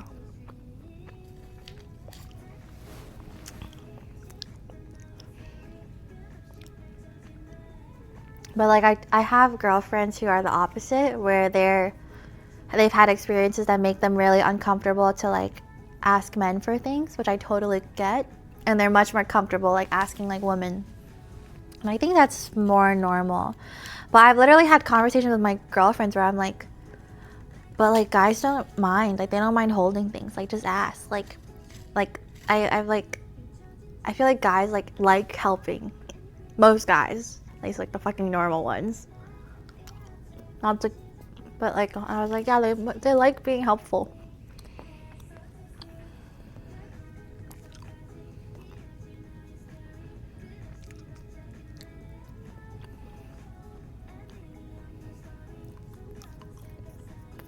No, I love enjoying the happiness of others.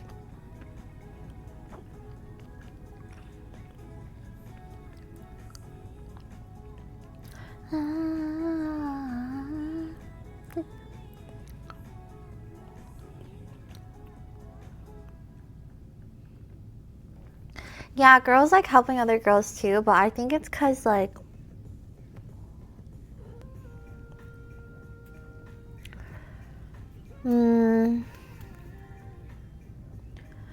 I think what it is that I'm actually scared of hurting a woman. And this is gonna sound so fucked, but I'm slightly less worried about hurting a man. Because I think I'm very like, I trust myself that like I won't really, I don't know if that makes sense. But like the times that I've hurt a woman, my heart fucking drops. But when I hurt a man, I know I can make up for it. Like, like, okay, like I know I can make up for it. And I know they'll be okay. But for women, like sometimes it feels like you don't get a second chance. And like every time I've hurt a woman, I spiral. I feel so guilty. And I feel like shit. But yeah.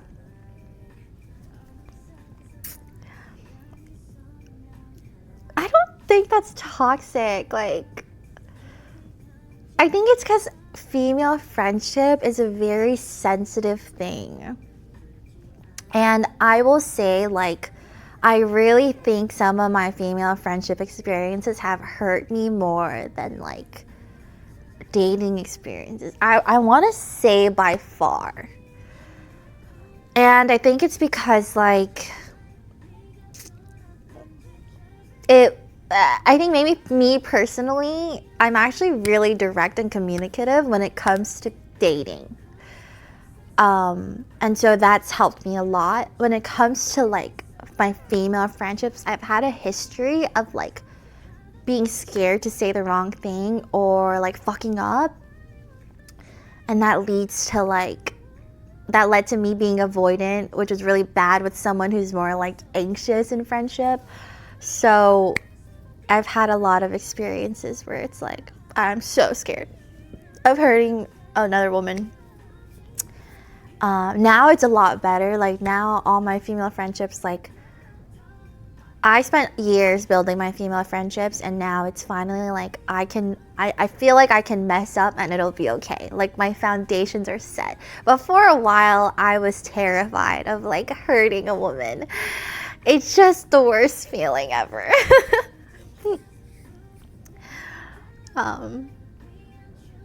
But I feel like it's a little bit different, yeah.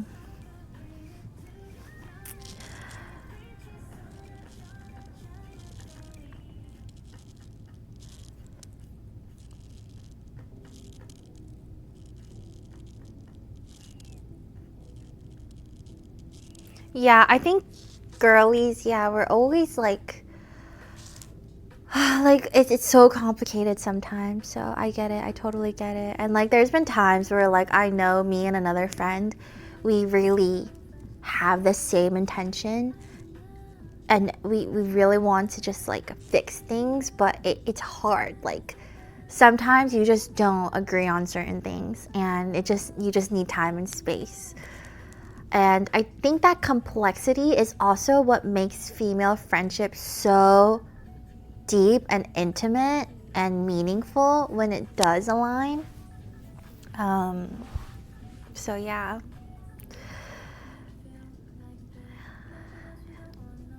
Women are very it's like they're an essential part of life. Like experiencing a like I don't know how to describe it. But yeah.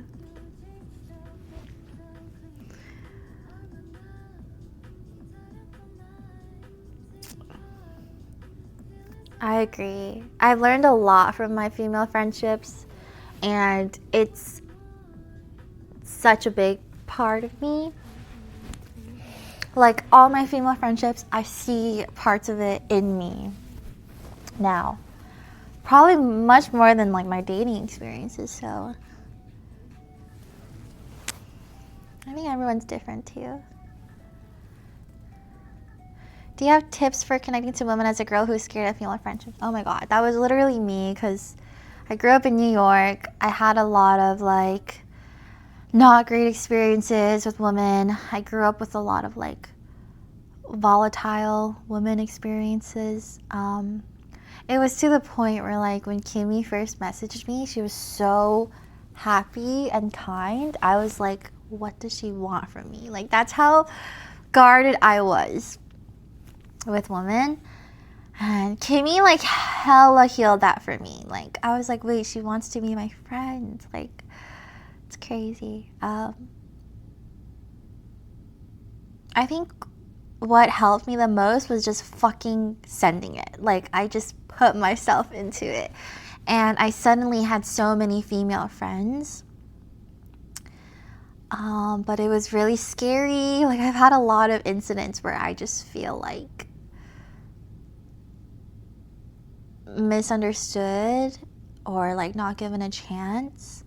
And I had never felt that with like I think it's because like I'm really good with one-on-one relationships. So when it comes to like dating, that's usually one-on-one. So a lot of like my relationships with guys have been more one-on-one.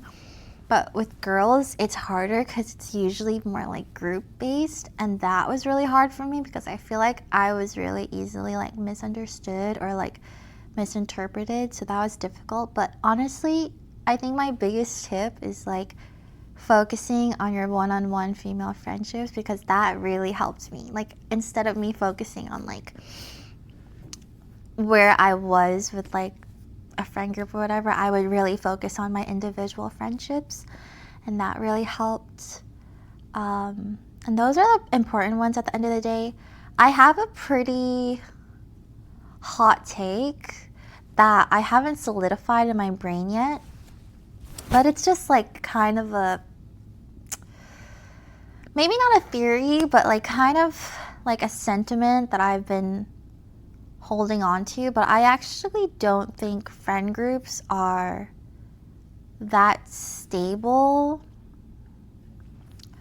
or viable. Like I think friend groups are a bit fleeting and almost a bit deceiving because it seems like a foundation, but I actually think the best foundations you can have are your one-on-one friendships. Like your one-on-one intimate friendships with like each person in that group, because the way humans are, like when things circulate, or like the way humans are when it comes to like conflict avoidancy, or like just in general a game of telephone, gossiping, all these things are really difficult to navigate. And at the end of the day, like for me, what's really helped is like my trust with someone individually. And that's like what I've always valued. So I think friend groups are nice, like they're really nice and essential, but I think it's almost a bit dangerous to like completely trust your, I guess, like social needs with just a friend group. Like I feel like it's really important. Like for me, luckily I have both, but if I had to choose, I would always choose like 1 to 2 to 3 really, really, really close people that know me, versus like a whole friend group that I see really often and they might not know everything that's going on in my head, but like I see them often. I think I value the first one a lot more. But yeah.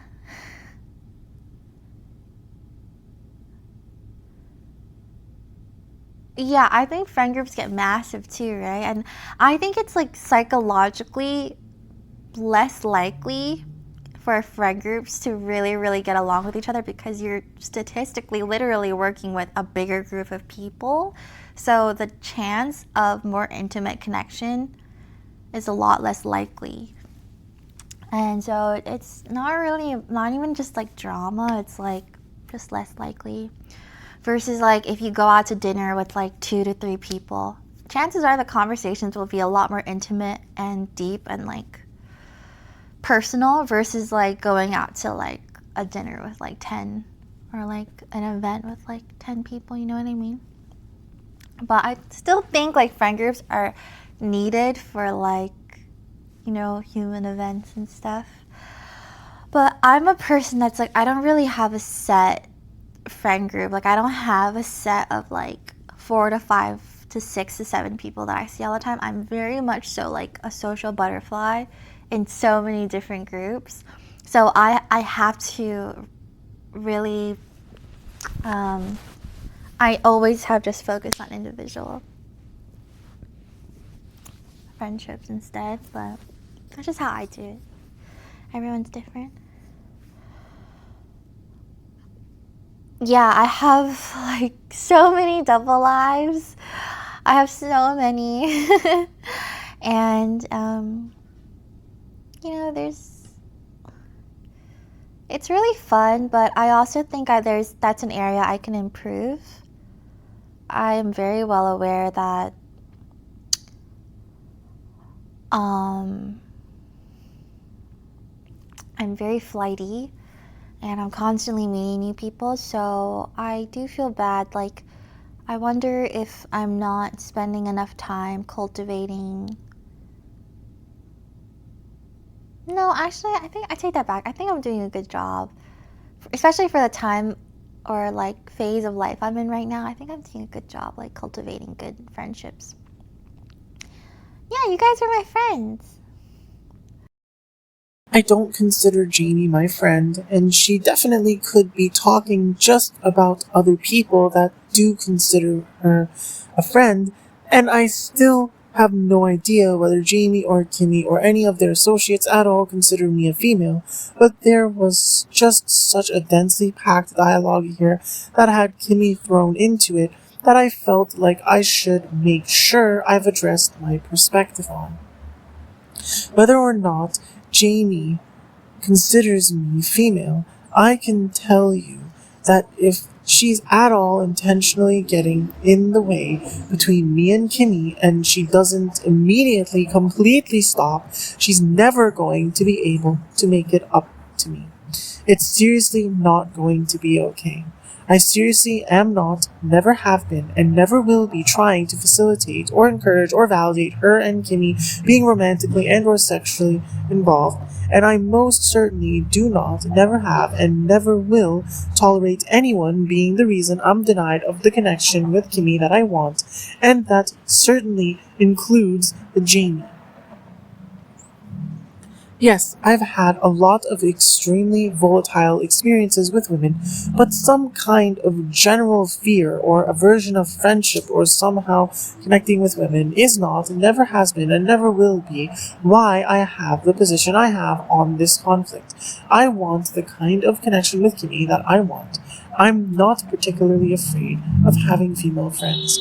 I'm not particularly afraid of women in general. I found it concerning and unsettling that Jamie was winking so much while talking about focusing on one-on-one female friendships. Let's make sure I've made something extremely clear. I don't consider anyone on my mailing list my friend. I've tried my best to have a deep personal connection with Kimmy for what should be rather obvious reasons, and I guess simply by having met me alongside Kimmy, Jamie has also managed to somehow establish some kind of perceived personal connection with me, basically by force. But I haven't ever really even tried to have a personal connection with anyone else. Emaine has tried to infiltrate my life through Kimmy and Jamie and whatever web of lies spun by them and whoever they associated with that permeated through whatever power structure onto Emaine, and Lily was being fed massive lies trying to exert influence on my life through people within closer physical proximity to me, and that I once thought I wasn't being brutally, completely betrayed by, that I once considered family or friends. This is how I understand why I feel my energy being violated most by these 4 women right now. Regardless, what I'm saying publicly on this podcast is completely authentic. I see no purpose in trying to privately communicate with anyone at this point with how things are, because any communicating I do that isn't exposing and attacking people that deserve to be exposed and attacked by me through this podcast seems like a complete waste of my time and energy. It seems they'll just take it to go fuel their content creation or whatever else selfish endeavors with complete disregard for me. I don't have any double lives. The life I'm describing, explaining, exposing, whatever you want to call it on this podcast, this is my only life. Completely, authentically me. There isn't even one person that I'm living any kind of life with that is at all in misalignment with who I'm presenting myself to be on this podcast. Not even one person.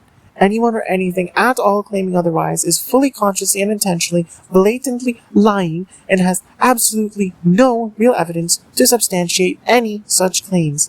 Again, they are not refraining from sharing any supposed evidence as some kind of protection of my privacy. There is no privacy to protect. They are a goddamn liar. I really don't know what the so much that Jamie was stopping herself from because she thought it would hurt people is. I don't know who betrayed her towards the end of last year, but I can tell you it definitely wasn't me. Nobody has any good reason to believe or claim that anything I'm doing right now is betraying anyone, intentionally or otherwise.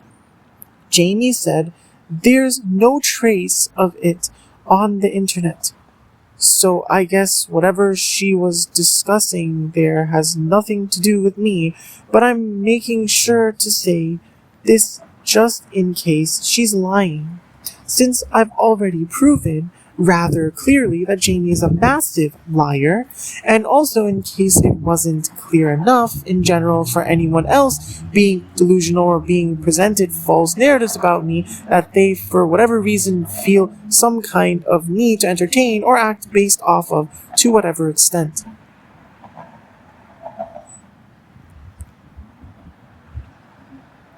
Whether or not Jamie feels bitterness towards this situation, I certainly won't ever deny or hide or change my position on the fact that if I'm not going to get the the connection I want and deserve with Kimmy, things are going to get extremely dark and destructive for anyone at all involved in denying me of that, for whatever reasons. I don't care. It seriously will not ever be okay.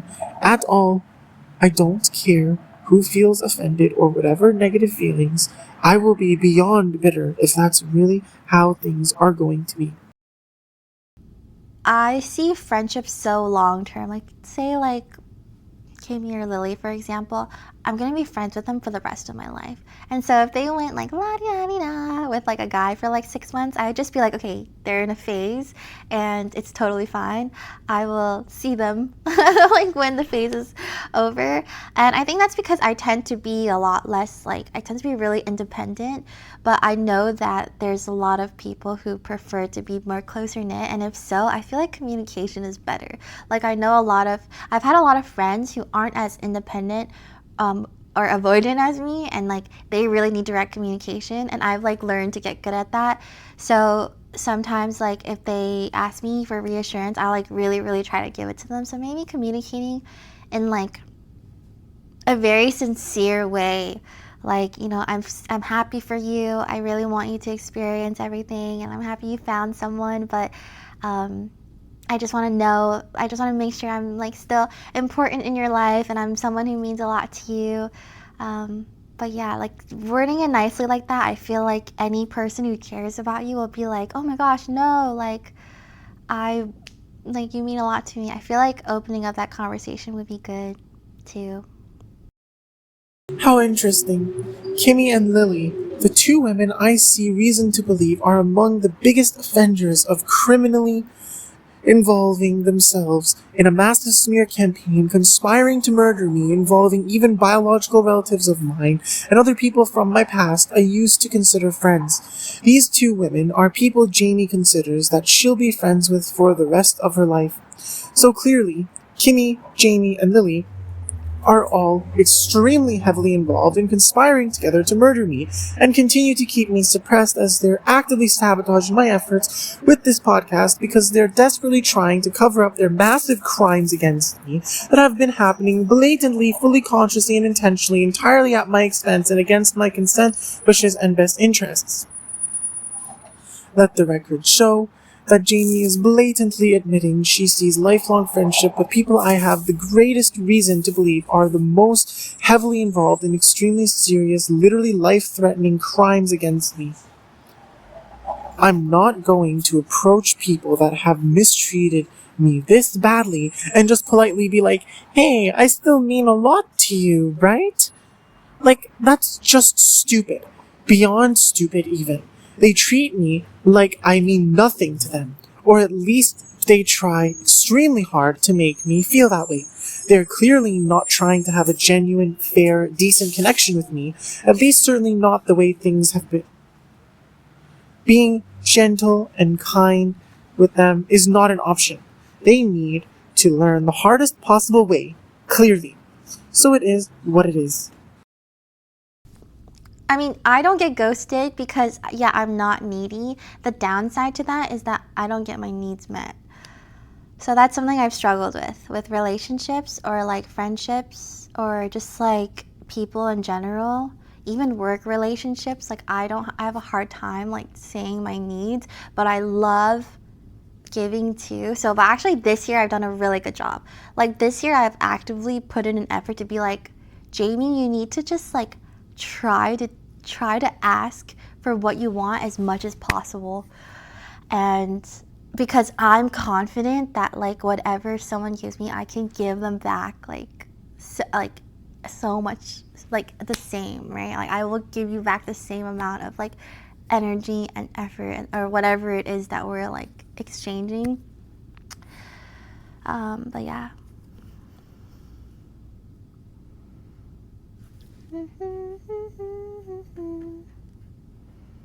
I think I'm secure attachment style. I think I'm secure / detached.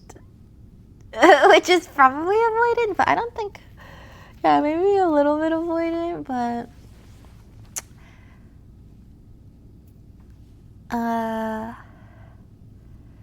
there's been like, yeah. Right after talking about giving back value or exchanging value with someone, look at how quickly and easily Jamie flip-flops around between trying to justify what she considers to be her attachment style. One moment she calls herself securely attached, and literally seconds later she's wavering and thinking, oh, actually, maybe I'm anxiously avoidant or whatever else insecure attachment style. This is not how someone actually with a secure attachment style would ever behave. This is blatant mental instability. Don't mistake this as merely providing entertainment. This woman is genuinely mentally unstable, and she's clearly struggling to keep her facade together so badly that her mask is crumbling in real time. I've also never ghosted anyone. I really don't like the idea of ghosting. I've never ghosted anyone.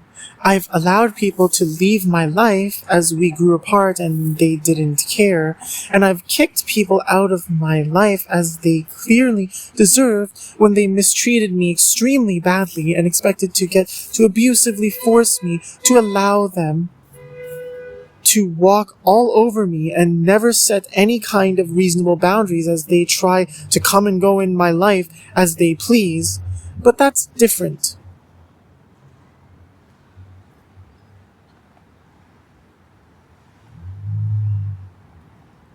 With my biological relatives, my biological parents both treated me absolutely horribly, being extremely emotionally abusive among other things, and tried to destroy my connection with the other whenever they were in my life, and both were all too eager to abandon me to the streets the moment after they finished trying to use my existence for their own selfish gain, how they ended up making a parent they'd always intended to.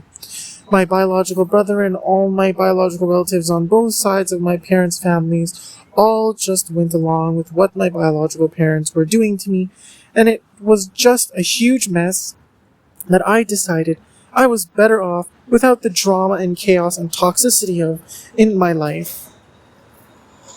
With people I used to consider friends from high school, we just drifted apart after high school ended. I stopped actively trying to put in effort to reach out to them, and none of them put in the effort to try initiating a conversation with me and showing me they actually cared at all about having me stay in their lives. Ultimately, it became clear to me that they only ever enjoyed being toxic and stirring drama with each other, and used me as fuel for their stupid mind games.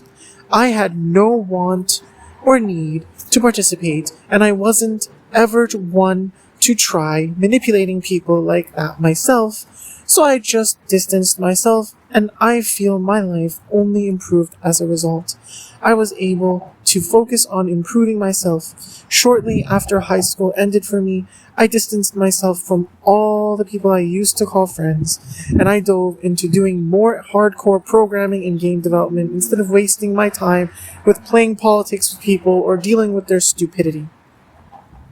As far as people I met online, Kimmy already completely stopped directly replying to messages I sent her by the time I sent the last 3 or so messages I sent to her in Discord DMs. The first 1 or 2, I thought maybe she was just going through a hard time in life or something, but by the time I saw how she was behaving publicly and she went 3 messages from me without saying anything back directly to me, as she was being increasingly toxic and deviously abusive in public towards me, I knew I had to distance myself, or I was actively validating her blatantly trying to damage my reputation and mental health.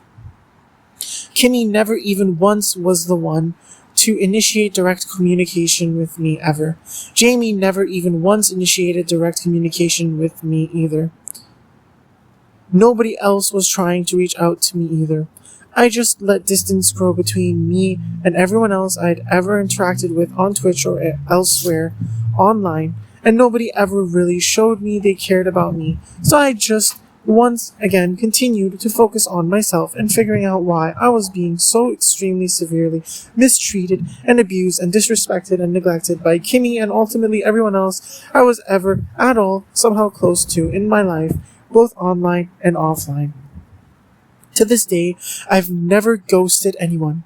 I don't have even one person that's directly contacted me and given me any even remotely good reason to believe that they rightfully feel I've treated them poorly or they have any good reason whatsoever to feel at all entitled to any of my time or energy.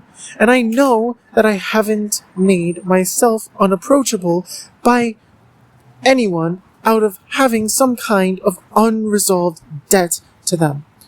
Anyone at all attempting to communicate otherwise is blatantly, fully consciously, and intentionally lying entirely at my expense and against my consent, wishes, and best interests.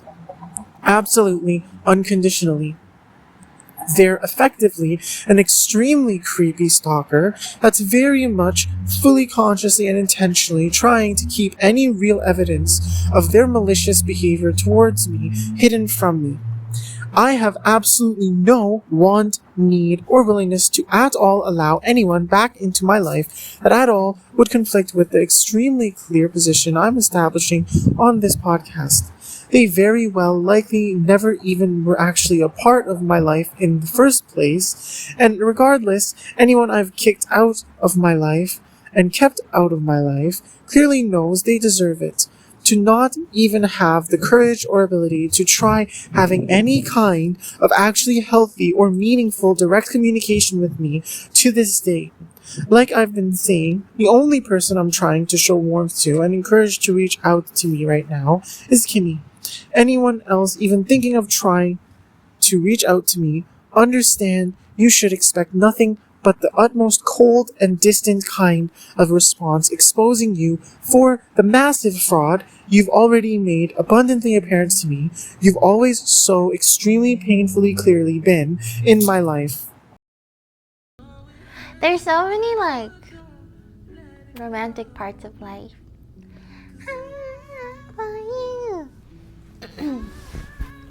Like life is so like real but romantic at the same time.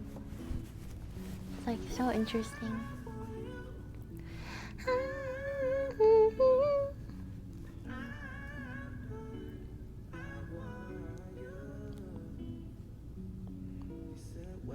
Like there's so much to romanticize about life.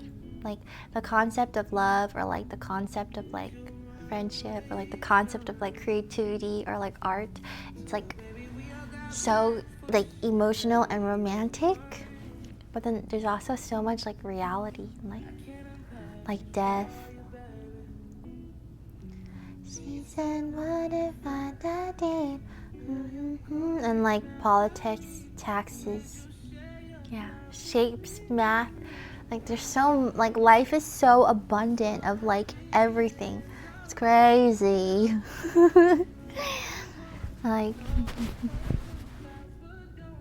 let it go.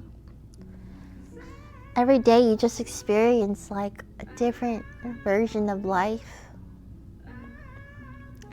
And everything is so fleeting. Like nothing, like, you know, like it's just a roller coaster. You just go through it. I want you. I want you. Yeah, life. Life.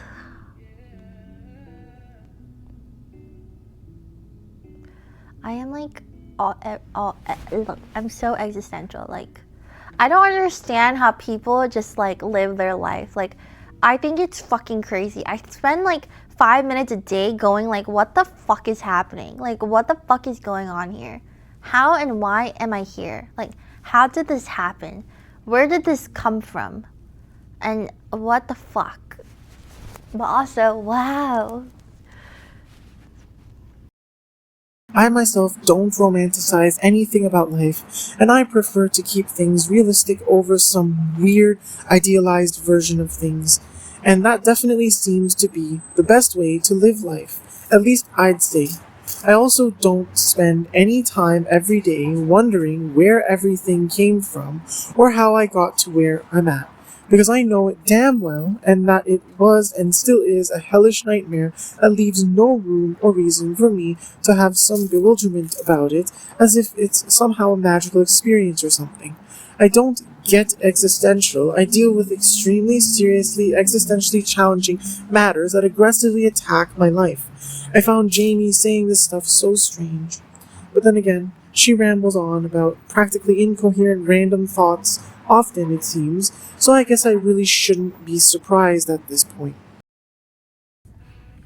I think for me too, like, it's hard to play out different factors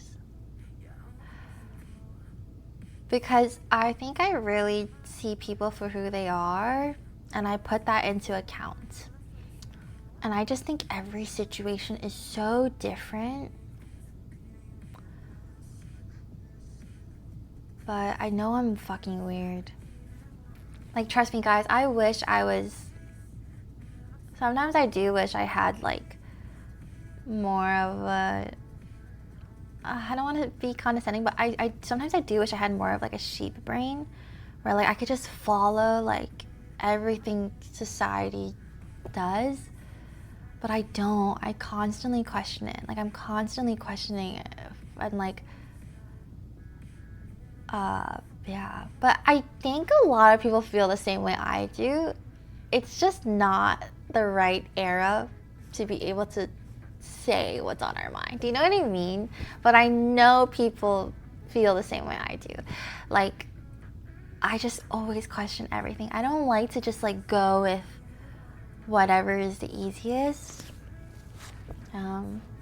Like if there's a situation, I always go like, what's the other side? I'm always so curious.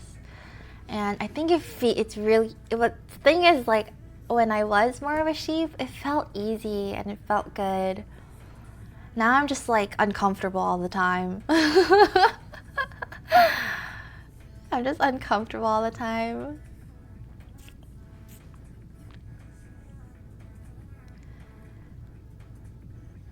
Yeah, I think infidelity also definitely roots from people not being honest with themselves and honest with their partner. And, you know, I don't condone, cheating's terrible.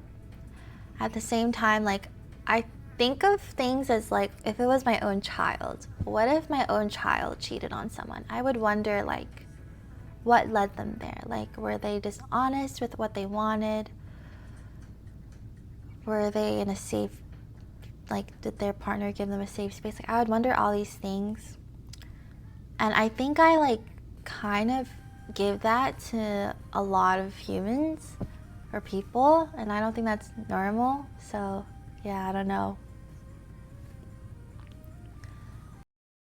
It's not condescending to discuss the reality that most people just follow the crowd and don't really think for themselves and actually question things in life deeply and critically analyze why they live life the way they do and believe the things they believe. The kind of people that are likely to tell you it's condescending are usually just reluctant to face that they don't live their lives intentionally and with a deep sense of personal purpose behind it. That's not your problem.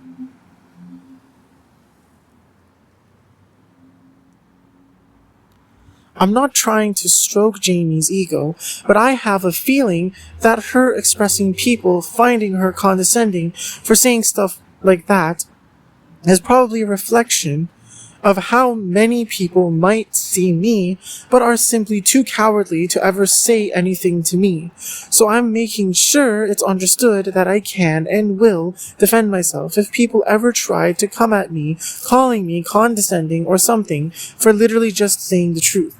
Of course, there's a time and place for it, and you shouldn't just go around constantly throwing harsh realities into people's faces as if to be getting some kind of sadistic pleasure from seeing them suffering, having to try to cope with the reality they're obviously struggling to deal with. but I wouldn't say Jamie saying what she said there on her stream is an inappropriate time or place for it. Maybe she does do that kind of thing in situations that actually would be condescending for her to say it in, though. I don't know, because I'm not her friend, and I don't interact with her privately at all. I myself tend to be rather conscious of coming off pretentious, condescending, or as if I'm trying to lecture people, which is also probably why I haven't ever really been told I'm condescending. I can definitely see Jamie having problems with this, though, given how careless her general attitude demonstrably has proven to be in various things she's said publicly. Jamie talked quite a bit about cheating there, and given it seems there might be false narratives about me that are claiming I've cheated on someone before in my life, I suppose I should elaborate on my perspective on this further. First of all, again, I have never even once been in a relationship with anyone in my entire life. Never even once did I feel I could confidently call anyone in my life actually a romantic partner. I never wanted or was willing to tolerate having a boyfriend, and none of the females in my life ever really made me feel comfortable with considering or calling them my girlfriend. It's literally not possible for me to have ever cheated on anyone. For anyone that somehow is hallucinating they have any right to try to consider us ever having been dating, I can absolutely guarantee you that such people have been extremely unbelievably dishonest with themselves and others, especially about the reality of their connection with me, both to me and to others. Such people absolutely unconditionally have been extremely dishonest about what they really wanted. They most certainly did not ever actually give me a safe space to communicate with them, and they made any kind of connection I ever had with them an absolute hellish nightmare for me. And I can absolutely, unconditionally guarantee that I can and will prove that beyond any at all even remotely reasonable doubt to the entire world if necessary. I really understand how it feels to be extremely viciously taken advantage of and seen as naive and weak because of what in reality is just genuine warmth deep inside, and I see very real potential for Kimmy to have something similar in herself as well, which is why I've never had a once a cheater, always a cheater kind of mentality when it comes to her. With every other person, I found it rather easy to be cold to them and consider basically the first kind of red flag I saw in them as adequate to push them away as far as any kind of romantic prospects go. With Kimmy, it was just so different for me. It was always so different from the very beginning. I really won't ever move on from her or even consider dating anyone else or even entertaining any kind of romantic and or sexual relationship with anyone else.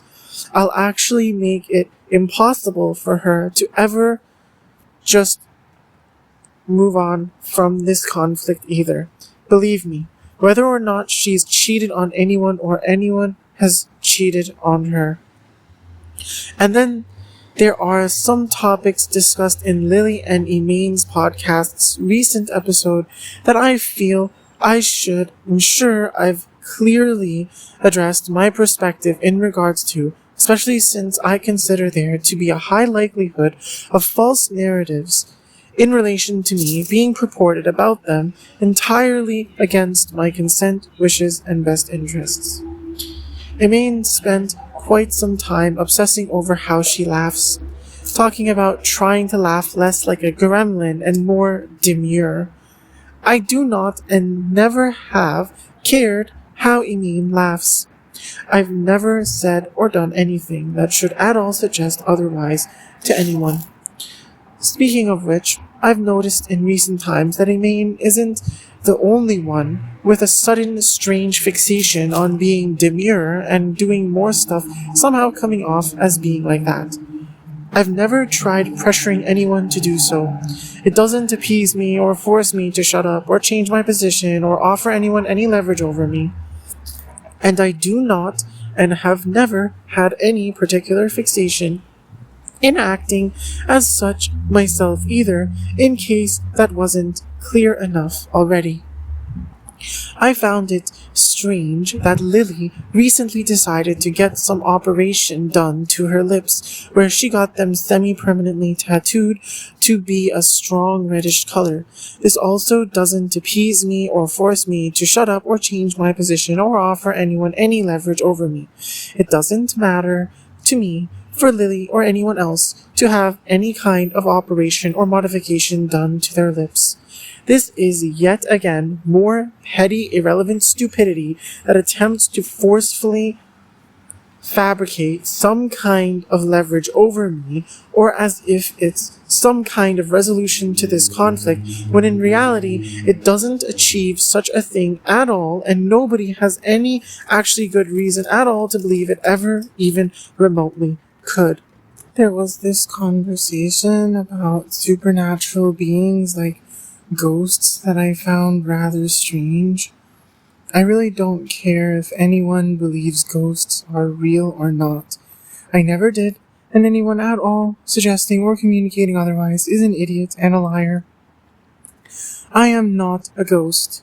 I am a living, breathing being with a fully discernible physical presence in the 3D physical material world that can actively, completely, discernibly, perceptibly, directly impact the space-time material world. It does not, and never did, make a difference whether or not you believe in ghosts. Perhaps my existence is somehow supernatural because how I operate seems to rather extremely exceed the level of operation most, if not all, humans operate at.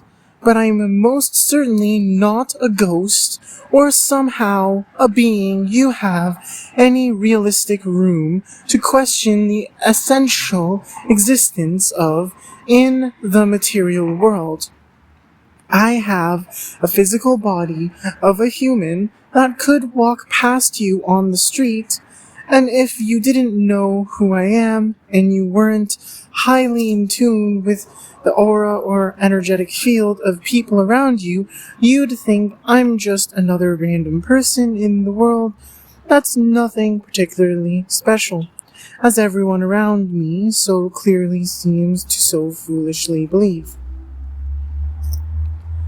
Since Lily and Elaine started talking about spirituality and taking out tarot cards amongst strange, passive-aggressive, and disingenuous-seeming dialogue about God, I suppose I should make sure I've established the difference between being spiritual and being politically involved. There are a lot of people in the world that believe themselves to be spiritual, but are actually simply politically involved. Being politically involved already means you can perhaps make connections between things that others might see as strange or be unable to comprehend how you arrived at, but that doesn't necessarily mean you're spiritual. You can be politically involved merely as a means to survive and attempt to grasp at power, in which case you're rather limited by your physical resources like money and social media following. Being spiritual means you have a soul. You live with deep and real authenticity. You may at times present politically involved or politically correct stances, and maybe even have some kind of solid political footing, but this doesn't come as some disingenuous power struggle you're trying to leverage physical resources to attain or maintain. It's a natural consequence of who you authentically are and the kind of life you want to live. From what I can tell, neither Elaine nor Lily are actually spiritual. They're definitely heavily politically involved, which is obvious enough from their social media following. But nobody actually spiritual would ever facilitate extremely serious conspiracy to murder me through extremely manipulative, worthless, subhuman, narcissist, psychopath scum from my past, like Lily has, or would wrongly frame me as a pedophile attracted to underage boys, like Emaine has. These two women are irrefutably, demonstrably not actually spiritual, as far as I'm concerned. They're massive frauds, but I mean, that's what I've been saying all along on this podcast, so that's nothing new. They're definitely not women of God, despite Emaine's ridiculous claims. But you know, I've never been very religious myself, nor do I have any intention of starting. I don't care for being religious. Being religious and being spiritual are also very different things. Religion is a dogmatic thing that basically just becomes a state-sanctioned gang of sorts. Every religion is effectively a cult, not really any different from the following any live streamer or YouTuber has.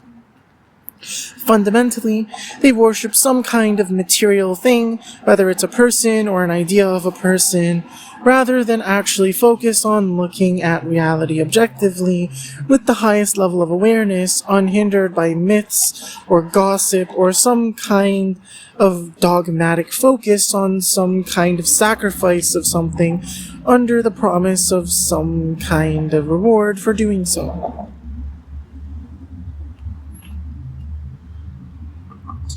If me saying God is just going to complicate things and introduce religious stupidity into what I'm saying, then let's put aside saying I have any relation to God. To me, God is simply objective reality. I put aside any of the Bible or any of all that stuff. I just don't think saying I'm atheist is accurate for what I believe, since I see no reason in arguing that there is no objective reality, since objective reality is effectively, in a sense, a higher force that you must respect or it will exert its influence on you regardless. I'm also not confused about objective reality's existence, so I wouldn't say I'm agnostic. I would say I'm a realist, but that has all kinds of weird potential misinterpretations as to what it really means as well. Ultimately, I tend to prefer to just say I have a core value of refined, pure, bidirectional apprehension, since that's the most difficult to mock or trivially misrepresent. I don't look down on nor ascribe particular significance to things like tarot readings and astrology. I know they aren't scientifically solidly founded, but they also don't have to be in order to be useful to some extent. I will not be attempting to interpret anyone else doing any kind of tarot readings for themselves or others in public, and I am not, never have been, and never will be attempting to get anyone to engage with tarot cards or readings or becoming a tarot reader for anyone myself.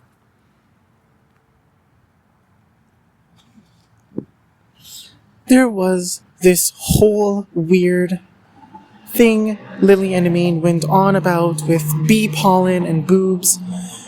I am not, and never have been, of the belief that bee pollen somehow gives you larger breasts. No idea where that came from, or why anyone would believe that. Isn't bee pollen just honey? Why would eating honey give you bigger breasts? Or are people hallucinating that lathering it on your chest will cause your breasts to grow? Or what? It's just stupidity. How was this even such a significant recurring topic of discussion there? Ridiculous that I even feel the need to say this, but I really do feel the need to say this. Emaine strangely issued some apology that was like half joking and half seeming terrified. Let's just say I don't accept her apology at all. I couldn't care less for a mere verbal apology from Emaine. And definitely not some weird, almost sarcastic seeming and extremely pretentious, indirect, vague apology for who knows even what she was actually addressing in that really strange, vague apology she said. Her running her mouth, claiming to be sorry for something she hasn't even actually taken any real accountability for, or actually positively impacted my life at all by supposedly feeling sorry for inflicting on me, doesn't do anything good for me. I most certainly don't owe her to let her get away with trying to frame me as a pedophile into underage boys simply because she does this ridiculous, stupid, vague, disingenuous seeming apology through some extremely shady podcast release, especially alongside another extremely shady person that has massively negatively impacted my life and hasn't even begun to take even that level of an even seemingly apologetic attitude towards the damage she's done. It was mildly amusing for me to see Elaine talking about an experience she had that she interpreted as random but likely in reality was gang stalking a targeted individual. Being subjected to gang stalking is especially likely for Elaine because you're especially guaranteed to be a targeted individual if you are highly influential, since you are among the greatest of threats to the government and billionaires that hold world leadership levels of power, running what is effectively the shadow government that forms a totality of what I call and would say even those people effectively would agree is appropriate to consider the Shadow Confederation.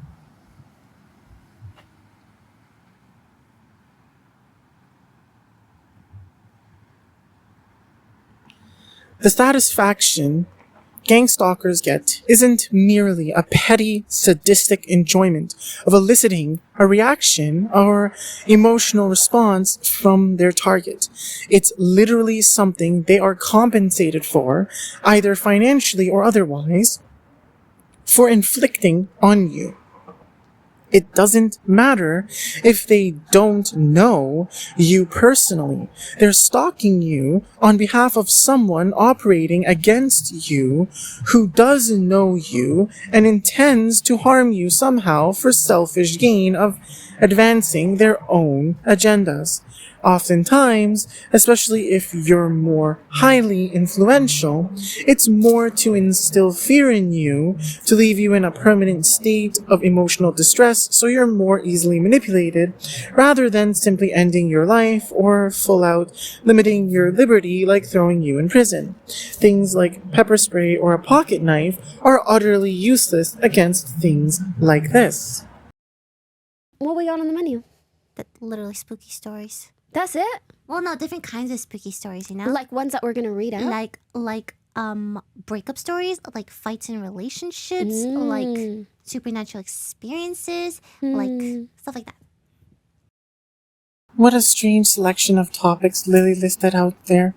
Seems like all things that somehow are being related behind the scenes to this conflict. So all this stupid yapping Lily and Amin are doing is all underpinned by this conflict I'm exposing the reality of on this podcast, but they completely avoid actually doing anything meaningful about it.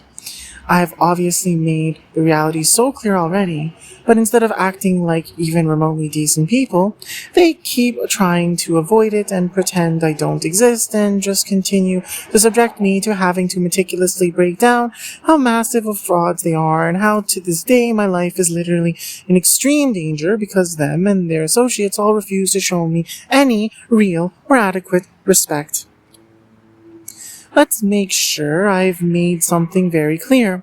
I couldn't care less about any kind of validation ever from Lily or Elaine. They are not my friends, and they have never been acting at all with my consent, wishes, or best interests in mind. I don't owe either of them or any of their associates anything. I am attacking them on this podcast, not trying to facilitate them or any of their associates or anyone else to make content. My life is literally in active danger, and I have to constantly worry about hitmen sent out to literally murder me in real life, as I'm homeless and literally eating out of trash cans to survive because these massive frauds insist on screwing around like this instead of facing reality properly and sobering up Kimmy and Jamie and anyone else that needs to stop acting like complete morons when it comes to how they deal with me. If you tell Pokey something, she will address it swiftly and decisively and competently. Yeah, right.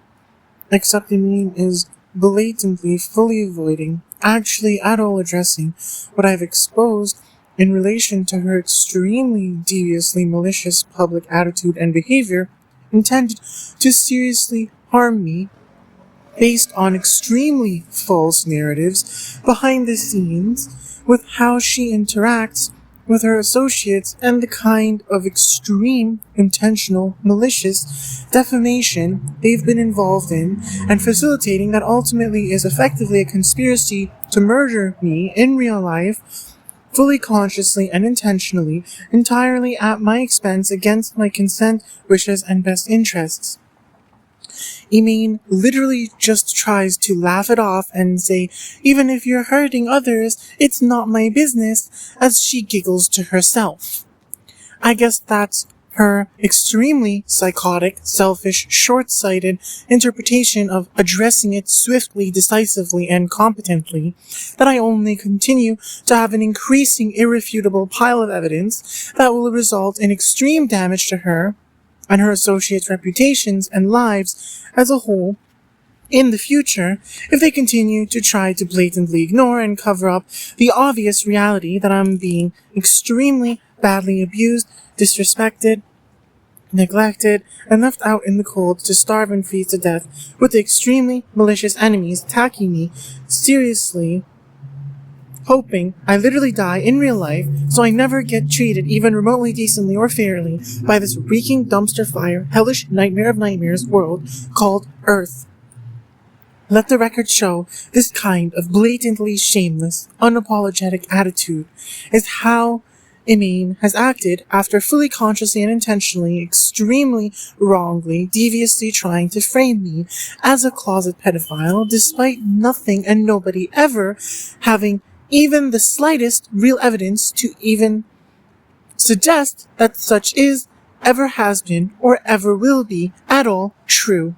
An extremely damaging claim to make against someone and force them to have to try to fight against narratives trying to harm them by purporting about them with zero real evidence, especially while ganging up against them using the full force of all your resources as a group of highly influential entities against someone with extremely limited resources that are actively being aggressively attacked in attempts to wither away at what limited amounts I even have. I'm literally homeless and eating out of trash cans with basically no physical possessions I own other than a laptop, a phone, and the clothes I'm wearing, not even able to afford food, while these people are living in luxury in their cozy homes or apartments in LA and eating pretty much whatever they want and having expensive hardware and huge support systems that give them massive freedom to be empowered in life with. They try to paint me as a pedophile, stalker, creep that's disingenuously attracted to men, when all of those things are completely false, and they try to make me look like a bad person for even the slightest display of anger. People are literally trying to get me murdered in real life through purporting horrible, complete lies about me.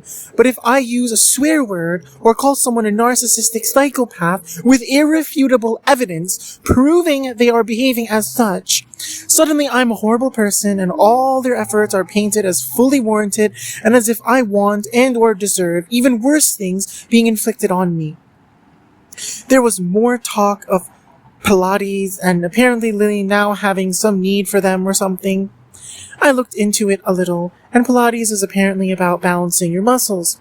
That really just means it's basically, in a sense, a shallow form of meditation for people exceedingly facing physical imbalance in the muscles of their body that will ultimately manifest as physical illness and mental illness.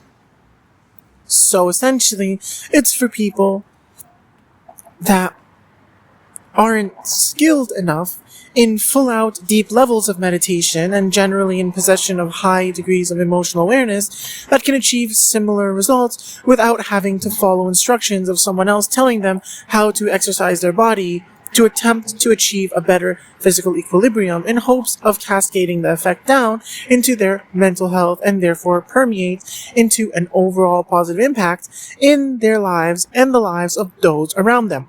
Seems similar to yoga, but maybe it's higher intensity or something.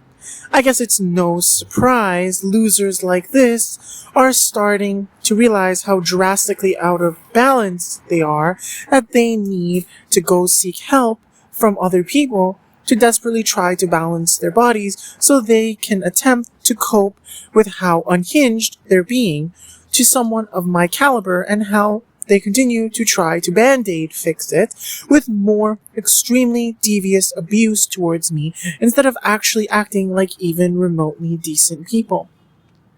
Emaine had some really weird dialogue about cheating and talked about getting revenge by sleeping with the person that your partner cheated on you with. In the past, at one point in time, I've heard Kimmy has been sexually involved with Emaine before. Whether or not there's any truth to it, I want it to be extremely clear that I am not, never have been, and never will be seeking revenge on Kimmy or anyone else by sleeping with Emaine or anyone else. As far as I'm concerned, even if people have been trying to get Kimmy to sleep with them to make me jealous or hurt me somehow, my best revenge is to get revenge on those people by having an actually genuine, happy, healthy, loving connection with Kimmy that I've always wanted, not hurting Kimmy out of spite for likely not even really fully knowingly participating in facilitating malicious intent to other people who are intentionally inflicting ultimately on both me and Kimmy to keep us both from having the wonderful connection they likely knew we could have, that they in reality were immensely jealous about the potential they saw for occurring. I really don't know how much more clearly I can say this, but I guarantee my behavior will continue to prove it with every breath I continue to live. I absolutely unconditionally will never validate Kimmy dating or being at all romantically and or sexually involved with anyone or anything other than me. Anyone or anything at all ever communicating that otherwise ever is, was, or will be the case is absolutely unconditionally lying, fully against my consent, wishes, and best interests. I want this to be extremely clearly, publicly, officially, and otherwise understood. This is to be considered legally and otherwise binding. I'm locked in, as some might call it. I have been so for a very long time already, in reality.